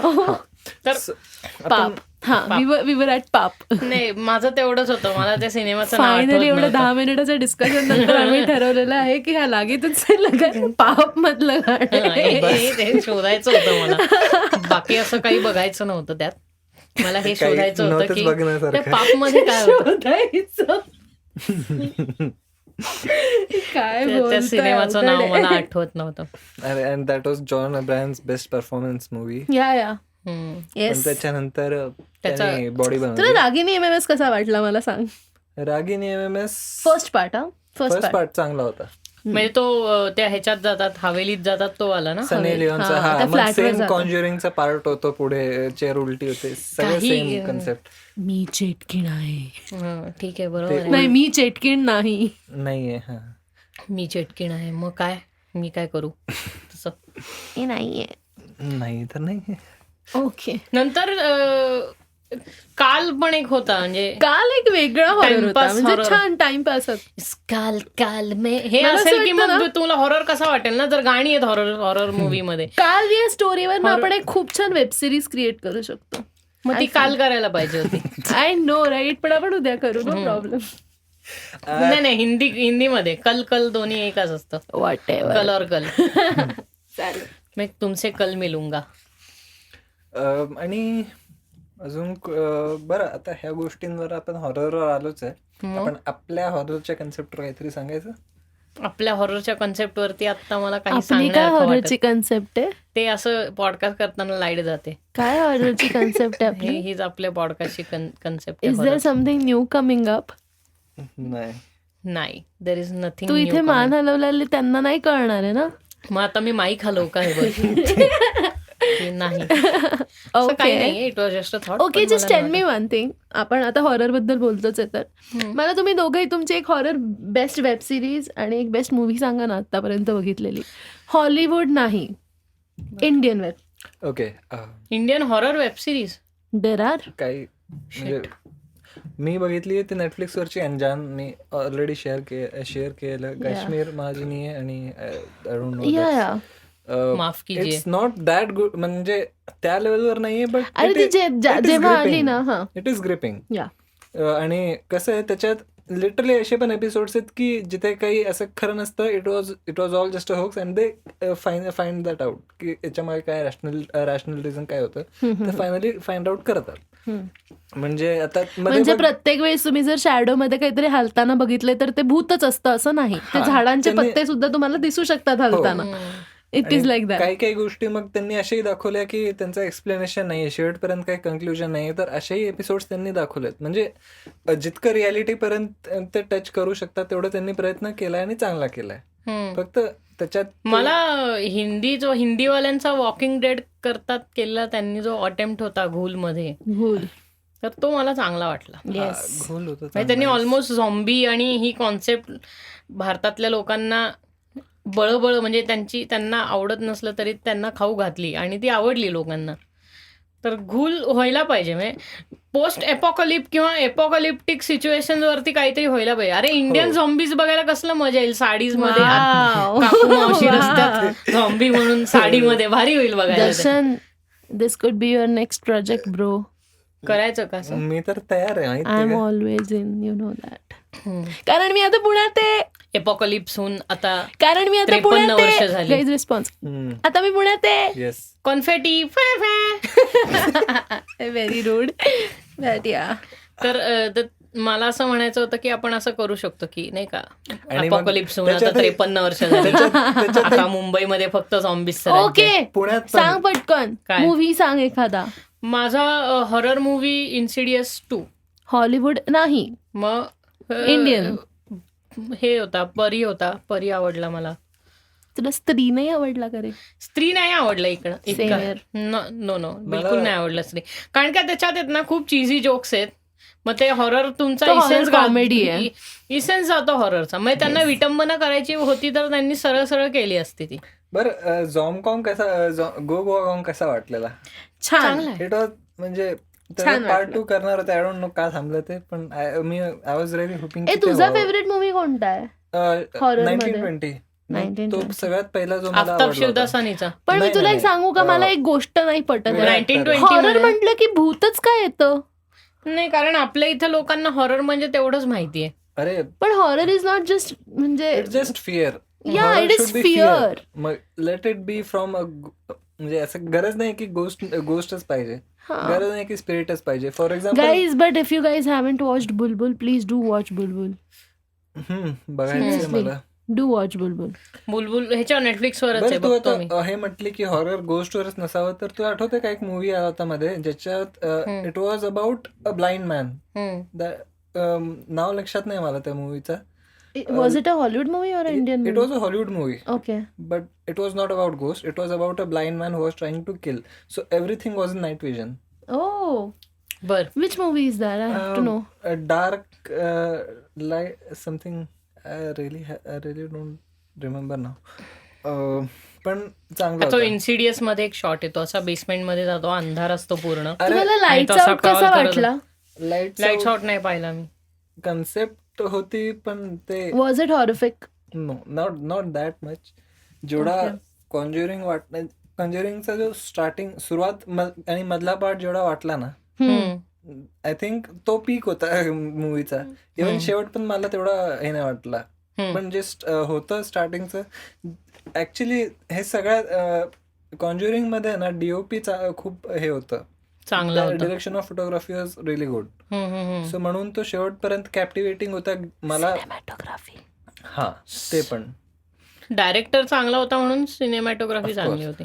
आणि कसं आहे, कमीत कमी गोष्टींमध्ये तुम्ही एका गोष्टीला किती चांगले प्रेझेंट करतात ते त्याच्यात कळलं. म्हणजे कळलं इन द सेन्स ते आलंच. त्याला डायरेक्टरला जसं बाहेर काढायचं होतं तसं ते आलं. आणि म्हणून तो चांगला आला. फक्त शेवटी ते जे पक्षी उडतायत साईडला, ते गाडीत म्हणजे सगळे कावळे हे ते, मला तो म्हणजे ठीक आहे मे बी होत that was necessary as per the story. किंवा मग मे बी आता ते रिअल ह्याच्यावर आधारित आहेत, सो मे बी तसं झालंही असेल, माहित नाही. पण स्टील कसं आहे, माझ्यासारखे लोक असतात ना ज्यांना जेव्हापर्यंत काही होत नाही बरोबर त्यापर्यंत ते मानत नाही. सो शेवटी माझं तसं झालं फक्त त्या पार्टला. म्हणजे कावळा काय येईल ना माझ्या साईडला, की जर माझ्या साईडला भूत आहे तर माझं हे विचार करेल. सो तेवढ्या वेळेला तसं झालं. बट ओव्हरऑल कसं आहे, मधला पार्ट जो होता Wien it was all happening, सगळं पोझेशन चालू होतं, ऑल दॅट नॉक्स अँड ऑल, तिथे ते सगळं तेव्हाच वाटलं की हो ठीक आहे, बरं वाटतंय. पण शेवटी जेव्हा सगळं चालू झालं, सगळं एकदम रिव्हील झालं, it was all boring. In short म्हणजे तू स्टोरी प्रेडिक्ट करू शकल्यावरती भीती वाटत नाही असं तुझं म्हणणं आहे. तर शेवटपर्यंत हे 2 शब्दात संपवलं असतंस तू. नाही, पण मला एक्सप्लेन करणं टाइम जास्त कसं जाईल. अगदी मनातलं बोललास रे. नाही. सॉरी दर्शन. जोकिंग. नाही, आणि मला इन्सिडियस याकरता आवडला कारण मला इन्सिडियसची सिनेमॅटोग्राफी आवडली. इन्सिडियस मध्ये तुमच्या अंगात फिअर इन्स्टिगेट करणे, तुम्हाला गुजबम्स येणे, त्याचे इतके छान छान शॉट आहेत. मी इतक्या वेळा तो बघितलाय ना पिक्चर, पण तरीही मी अजूनही एकटी बघू शकत नाही तो म्हणजे पिक्चर. आयुष्यात तुम्ही बाथरूम मध्ये जाताना घाबरला पाहिजे की दरवाजा मागे कोणी नाही. अरे कॉन्जरिंग बघून कबड उघडायला घाबरलेली आहे मी, काय सांगू तुला. इन्सिडियस मध्ये एक शॉट आहे जेव्हा त्याच्या अंगात भूत आलेलं नसतं, तो बाथरूम मध्ये तो टॉयलेट करून येतो आणि हात धुत असतो आणि तो खाली बघत असतो, आरशात बघतो, आरशात त्याला कोणीतरी दिसतं, तो मागे वळून बघतो कोणी नसतं, परत आरशात बघतो कोणी नसतं, म्हणून तो परत मागे वळून बघतो की नाही, हा कन्फर्म करतो, खरंच कोणी समोर तो आहे. तर तो म्हणजे तुमची जे हे असते ना की तुम्हाला आता कळतं आलं बरं का, आलं जम्पस्केअर आणि नाही येत, मग तुम्ही खुश होता आणि मग जम्पस्केअर येतात, तर ते खूप भारी आहे. किंवा इन्सिडियस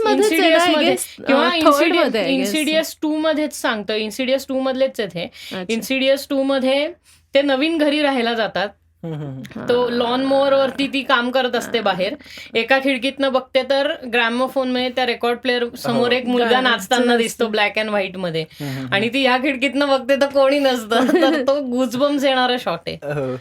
सो तो मला खूप आवडलेला. क्लासिक एक्झाम्पल्स आहेत ना हॉररचे. आता तू सांग ना, won play hide and clap, Conjuring मध्ये काय होतं मॅम ते, म्हणजे it was scary and you cannot म्हणजे deny it. It's like everybody will get scared even if they are खूप आवडतं. स्केरी नव्हता. नाही, नंतर नन पण इतका स्केरी नव्हता, पण ती बाई खूप भयानक होती. ती बाई भयानक आय थिंक त्यांनी तो चांगला वापर नाही केलाय त्या ननचा, पण दॅट नन वॉज, पण वॅलक ज्या त्या ननचं नाव आहे वॅलक, तर त्या वॅलकचा यूज त्यांनी कॉन्ज्युरिंग 3 मध्ये फक्त शेवटच्या जम्पस्केअर करता खूप चांगला केला, की त्याचे अशी डायरेक्ट येते ना, गॉड आय एम गेटिंग तो जो एक सीन होता बघ, तो सगळ्यात पहिले फोटो बघतोय, त्याच्यानंतर ते हळूहळू असं वाटतं की ते आता रिअल व्हायला लागले. हात येतो का असं फोटोत ना, काय नाही ती फोटोत बघते आणि ती अंगावर येते फोटो ह्याच्यातनं, पेंटिंग मधनं. हा, आणि तिचं एकच असतं की हे तिला सांगितलेलं असतं की तू तिचं नाव घेतलं की तो जातो, as long as you don't know her name she will kill you. म्हणून ती ते स्क्रिबल करत असते बघ, तो शॉट दाखवला की ती स्क्रिबल करून काय करते, तर त्या बुक मध्ये वाचल्यावर कळतं की तिने वॅलक हे नाव स्क्रिबल केलेलं असतं, आणि ज्या मोमेंटला ती वॅलक असं म्हणते तेव्हा ती जाते. बापरे, त्यातलाच एक आय डोंट नो कोणत्या पार्ट मधला तो सीन आहे, पण एक तो आहे बघ, ननची शॅडो अख्ख्या वॉल्स मधून दाखवली, ती चालत येते आणि तिकडनं तो खराब आहे, तिची पेंटिंग असते, ती चित्र असतं ते लावलेलं, आणि अख्ख्या वॉल्स मधून आपण बघतो ती वॅलक इज वॉकिंग, आणि त्या पेंटिंगच्या मागे ती गायब होते, आणि for a second there is nothing, there is a pause, and suddenly through that through that painting that Valak Valak. Oh my god, it was super scary. किंवा ह्याच्यात आपलं यार त्या सिनेमाचं नाव आपलं सीसीटीव्ही मध्ये शूट केलं पॅरानॉर्मल ऍक्टिव्हिटी. तो पॅरानॉर्मल ऍक्टिव्हिटी मध्ये ते नवरा बायको आपल्या घरात काय होतंय हे कळण्याकरता बेडरूमचे दरवाजे ओपन ठेवतात आणि बेडरूमच्या बाहेरचा जो चालायचा रस्ता असतो जिन्यापर्यंत जाणारा तिथे ते पावडर घालून ठेवतात बघ. हो.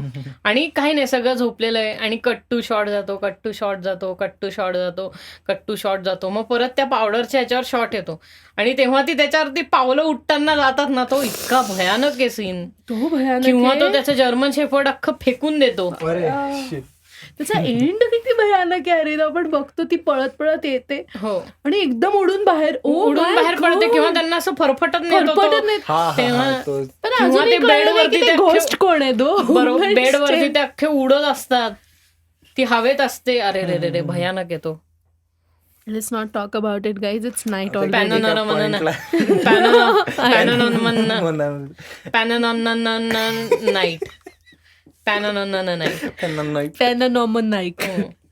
नाईक. तुझं नाव काय? नाईक. Shut up. पॅनोनॉमन नाईक. माझं नाव शर्वरी आहे. पॅनोनॉमन नाईक. अच्छा, मनवा नाईक कोण तुझी? दर्शन नाही नाही प्लीज. दारिद्र्य रेषेखालचा जोक. वा. असं वाटतं पिल्याहून कोणीतरी बोलते joke. I want to laugh. It was great, yeah, man. म्हणजे talking about movies, talking about web series, talking about the work, it's always fun. हो. आणि कसं आहे माहितीये का, at the end of the day हा इनसिंक मध्ये चालणाऱ्या ह्या गोष्टी आहेत सगळ्या. At the end of the day म्हणजे हिचं काय वर्क असं म्हणजे शेवटी काय असतं, तुम्ही फायनल एंड प्रोडक्ट करता झटत असतात. येस. मग ते काही असो, म्हणजे कुठल्याही जॉनरचा सिनेमा असो, लव्ह स्टोरी असो. हे आता ही एक वेगळी गोष्ट आहे की आपल्या इथे काय झालंय की एक काय म्हणतो सेम स्टाईलचे व्हिडिओज बनणं आता खूप हे झालंय. सेम स्टाईलचे मूव्हीज बनणं म्हणजे ते जे लव्ह स्टोरीज असतात आता त्याचा म्हणजे हे कचरा झालाय म्हणजे आता अपचन होतं त्याचं. म्हणजे अति व्हायला लागल्यात त्या. आता खऱ्या आयुष्यातल्या प्रेमकथांपासून पण दूर पळावंसं वाटतंय त्या मूव्हीज. हो म्हणजे आता काय ते आता आलो. सॉरी मयूर, जाऊ दे. त्याचं मयूरचं काय बोलायचं आपण. आता टिंडरवरती कोणीतरी केली पाहिजे एक. हा ना यार, टिंडर नाही तर बबलवर. काय बबल नाही काय बबल काय बंबल. सॉरी बंबल पण डेटिंग ऍप आहे का? या मला माहिती. अरे बापरे, एवढी डेटिंग ऍप सुद्धा आलेली आहेत म्हणजे. जा ना काहीतरी कर ना तू. अरे मी काय करू की नोकरी धंदा काहीतरी. आय एम स्टील म्हणजे मी माझ्यापेक्षा जास्त मयूरसाठी एक्साइटेड आहे की मयूर कधी गर्लफ्रेंड शोधतोय आणि कधी त्याला गर्लफ्रेंड बनतीये. तो मयूर रोज म्हणजे काय लॉकडाऊनच्या आधी तो रोज पटवर्धन बागेत जायचा अगं. पण ज्या दिवशी त्याला गर्लफ्रेंड भेटणार होती त्या दिवशी लॉकडाऊन, त्यामुळे त्याला जाता नाही. अरे नको रडेल आता तो. बागेतून मी स्वप्नात. आम्ही झूम वापरतो. अरे खरं तर मयूर खूप चांगला मुलगा आहे माहितीये का लिसनर्स. त्याचा मयूर कॉमिक लिहिणार आहे त्याचं स्वतःच. एक मिनिट, पुढच्या वर्षी नंतर 3 वर्ष अजून पूर्ण व्हायचे. मयूर आणि त्याच्या स्वप्नरंजक कथा. Don't dab. पण मला एक इन्सिडेंट सांगायचा आहे, मला नाही माहिती का, लिसनर्स ना कळलं पाहिजे मॅन. नाही कळलं पाहिजे. का कळायला पाहिजे? नॉमिनी गप नाही. जाऊ दे, आपण तुमची उत्कंठा अशीच कायम ठेवूया. तू काय म्हणते, क्लिफ हँगर वरती सोडायची का पॉडकास्ट? येस, पॉडकास्ट क्लिफ हँगर वरती सोडते. कळलं पाहिजे. हो खरं आहे, ते क्लिफ हँगर वरती पॉडकास्ट सोडते. होय, फक्त लक्षात ठेवा नॉमिनी. म्हणजे ते म्हणतील की काही नाही, ते शेवटच्या 11 मिनिटं करता आम्ही परत पुढचा एपिसोड ऐकतोय पॉडकास्टचा. ऐकायलाच पाहिजे, त्याच्यात कदाचित कळलं तर. हो असू शकतं ना. मी तेच म्हणतो की परमिटेशन कॉम्बिनेशन हे काय लिमिटलेस आहे. Permutation combination limitless man. पण एक एपिसोड असा बनव मयूर जिथे असे काही काही किस्से आहेत आपल्या पर्सनल आयुष्यात घडलेले. माहितीये का? नाही, ती मला सांगतेय. दर्शन, तू काही एपिसोड्स असे पण बनव की ज्याच्यामध्ये आपल्या मयूरचा हॉट टॉपिक असेल. मयूरला एक्सपोज करता येईल आपल्याला. येस, एक्सपोज करता येईल, ज्याच्यामध्ये मयूर सुद्धा असेल पॉडकास्ट करायला. एक्सपोज करा प्लीज, एक्सपोज करा मला. ओके चालेल, done. Darshan, are you in? मी ओके आहे. बस आता तेव्हापर्यंत परमिशन पण मिळाली आहे. हम्म. त्यापर्यंत मुंबईला अशी असतो. आय होप फक यू. नाही चालतं, अलाउड आहे आपल्याकडं. आपल्याकडे प्रोफॅनिटीज अलाउड आहे. हम्म. ओके. ही आपली प्रोफॅनिटी प्रूफ पॉडकास्ट आहे. कोणाचा बाप काही नाही करू शकत. तर माझे परत असे पप्पा काही तर ऐकत मेसेजेस पण करू नाही. नको की ज्याच्यामुळे मला स्क्रीनशॉट करून लोकांना पाठवायला लागेल की बघ मित्रा काय म्हणतोय हा. बघ मित्रा काय बोलतोय हा कुत्रा. नाही. ऐक, तर मला वाटतं आजचा एपिसोड आपण चिलंचलूड करावा. चंचलूड. करूया. चिलंचलूड. या it was a nice experience. Concluding actually तुला माहितीये का आपल्याकडे अजूनही 11 मिनिटं आहेत पॉडकास्ट संपवायला. ए चल ना बोलू काहीतरी. ते बघ, आयुष्यावर बोलू काही. नाही आपण फक्त मयूरच्या संपवायचा का आयुष्यावर episode? बोलू काहीतरी. नाही मला बोलायचंय. मयूरच्या आयुष्यावर बोलू काही. मयूरच्या आयुष्यावर काहीच बोलू. नाही ह्याच्या- जास्त. बरं मयूर, आमचा मयूर, फक्त आमचा मयूर. हम्म. काय आता काय मयूरची ऍड लावू का मी? मयूर Yes. मयूर क्या हिट क्या fit. Rough and tough. Done. Rough and tough. Rough and tough dude. तू रफ अँड टफ आहे. नाही, आता लोक तुझे आवाज ऐकतायत. काय हिट काय फिट काय होतं मग? जीन्सची ऍड होती ती. हा, रफ अँड टफ ही वेगळी जीन्स होती. मयूर मयूर काय हिट काय फिट ही सूट्सची ऍड होती. ओके पण ते शाहरुख मयूर खान साऊंड म्हणायचे लाईक अ बघ. सूट ऍड. शाहरुख मयूर खान. शाहरुख खान करायचा ऍड ती. या मयूर मयूर क्या हिट क्या फिट. बघ, गाऊन दाखवायला लागली तुला समजण्याकर. बर. ओके. त्याचं तसं खूप कलरफुल आयुष्य आहे मयूरचं. अत्यंत अत्यंत कलरफुल आयुष्य. मयूर इज रंगीला रतन. हो, तू गेम खेळतो ना, गेम कलरफुल असतात. सध्या कुठला गेम टेस्ट बरं करतो आता तू? आपण आपल्या ऑडियन्सला जास्त बोर नको करूया मयूरच्या हॉट टॉपिक वर. त्याच्यावर आपण एक नवीन पॉडकास्ट करूयात अख्खी 1-1.5 तासाची. जे तुम्हाला आय थिंक पुढच्या वर्षी ऐकू शट अप येईल. मयूर. काय हा. म्हणजे काय तुझ्या तिशीत ऐकवायची आहे का? त्याच्या तिशीत अरे एका वर्षात 30 होणार आहे तो. नाही, 2. 2 वर्षात 30 होणार आहेस तू. वाव, म्हणजे सुपर बघा मल्टिप्लिकेशन. तो त्याचा बायोडेटा पण देतोय आता. खरंय. बायोडेटा देतोय चेन्नई. मी 28 वर्षाचा आहे गाईज. And still single. म्हणजे Okay. तुझे काय I multiple guess it parts is the पाहिजे होते टाइम का? To end our podcast now. कारण हो ना. कुठेतरी वेगळीकडे जायला लागला आता हा विषय. Breaking the code of singularity. Breaking the code of singularity. Yes. आता सायंटिफिक पॉडकास्ट मध्ये तुमचं स्वागत आहे. सहर्ष स्वागत आहे. सहर्ष स्वागत. आगतम स्वागतम सुस्वागतम. मंगलमूर्ती वगैरे वगैरे वगैरे वगैरे वगैरे ह्याच्यावरती एकदम देखावा. रंगदेवता आणि नाट्यरसिकांना विनम्र अभिवादन करून जय माता आमचा दी. मयूर साठे मयूर तुमच्या समोर साठे सादर करत आहे आहे. सिंग्युलॅरिटीवर एक प्रवचन. वा. सिंग्युलॅरिटीवर बोलू काही. Whatever. Plurality of singularity असं म्हणजे मी कितना अकेला हूँ. He'll be the last person to say something on प्लुरॅलिटी. I know. पुलॅरिटी. Plurality. पुलॅरिटी ना. प्लुरॅलिटी. Oh, Sahil, I miss you a lot. साहिलला सांगू आपण की Yes. नेक्स्ट टाइम साहिल तू हवा इकडे. आम्हाला हवायस तू. खूप हवं. म्हणजे चावायला आणखीन एक गिराईक मागते ही बघ. अरे नक्की. दी काय. ई काय नाही. चावायला म्हणजे डोकं खायला असं म्हणतो. नाही. तो डोकं खातो जास्त. Don't मी नाही take खात this त्याचं literally. डोकं. तो व्हेजिटेरियन नाहीये. तो नॉन व्हेजिटेरियन आहे. हो मग ओके. तुझ्या नम्रता आय डोक्यात मिस पनीर यू. भरलंय. काय हे मध्येच काय होतंय असं? सगळ्यांना गाईज miss ही नावं करते लक्षात मध्ये ठेवा मध्ये. तुम्ही. कळलं ना तुम्हाला? Guys. या पॉडकास्टला सिक्वल असल्यासारखं बोलतेय. हो असणार आहे. एनिवेज मला असं वाटतं की आपण आजचा एपिसोड हा कन्क्लूड करावा. Okay. On this note okay. मी दर्शन पोळ सायनिंग ऑफ आणि तुम्ही तुमचे साइन ऑफ द्या मी Sharvari Ghodke signing off for today. For today. For today. हो मी मयूर साठे सायनिंग ऑफ. आणि तो खूप आम्हाला थकलाय. आमच्या रिस्पेक्टिव्ह इंस्टाग्राम हँडल्सवरती फॉलो करायला विसरू नका.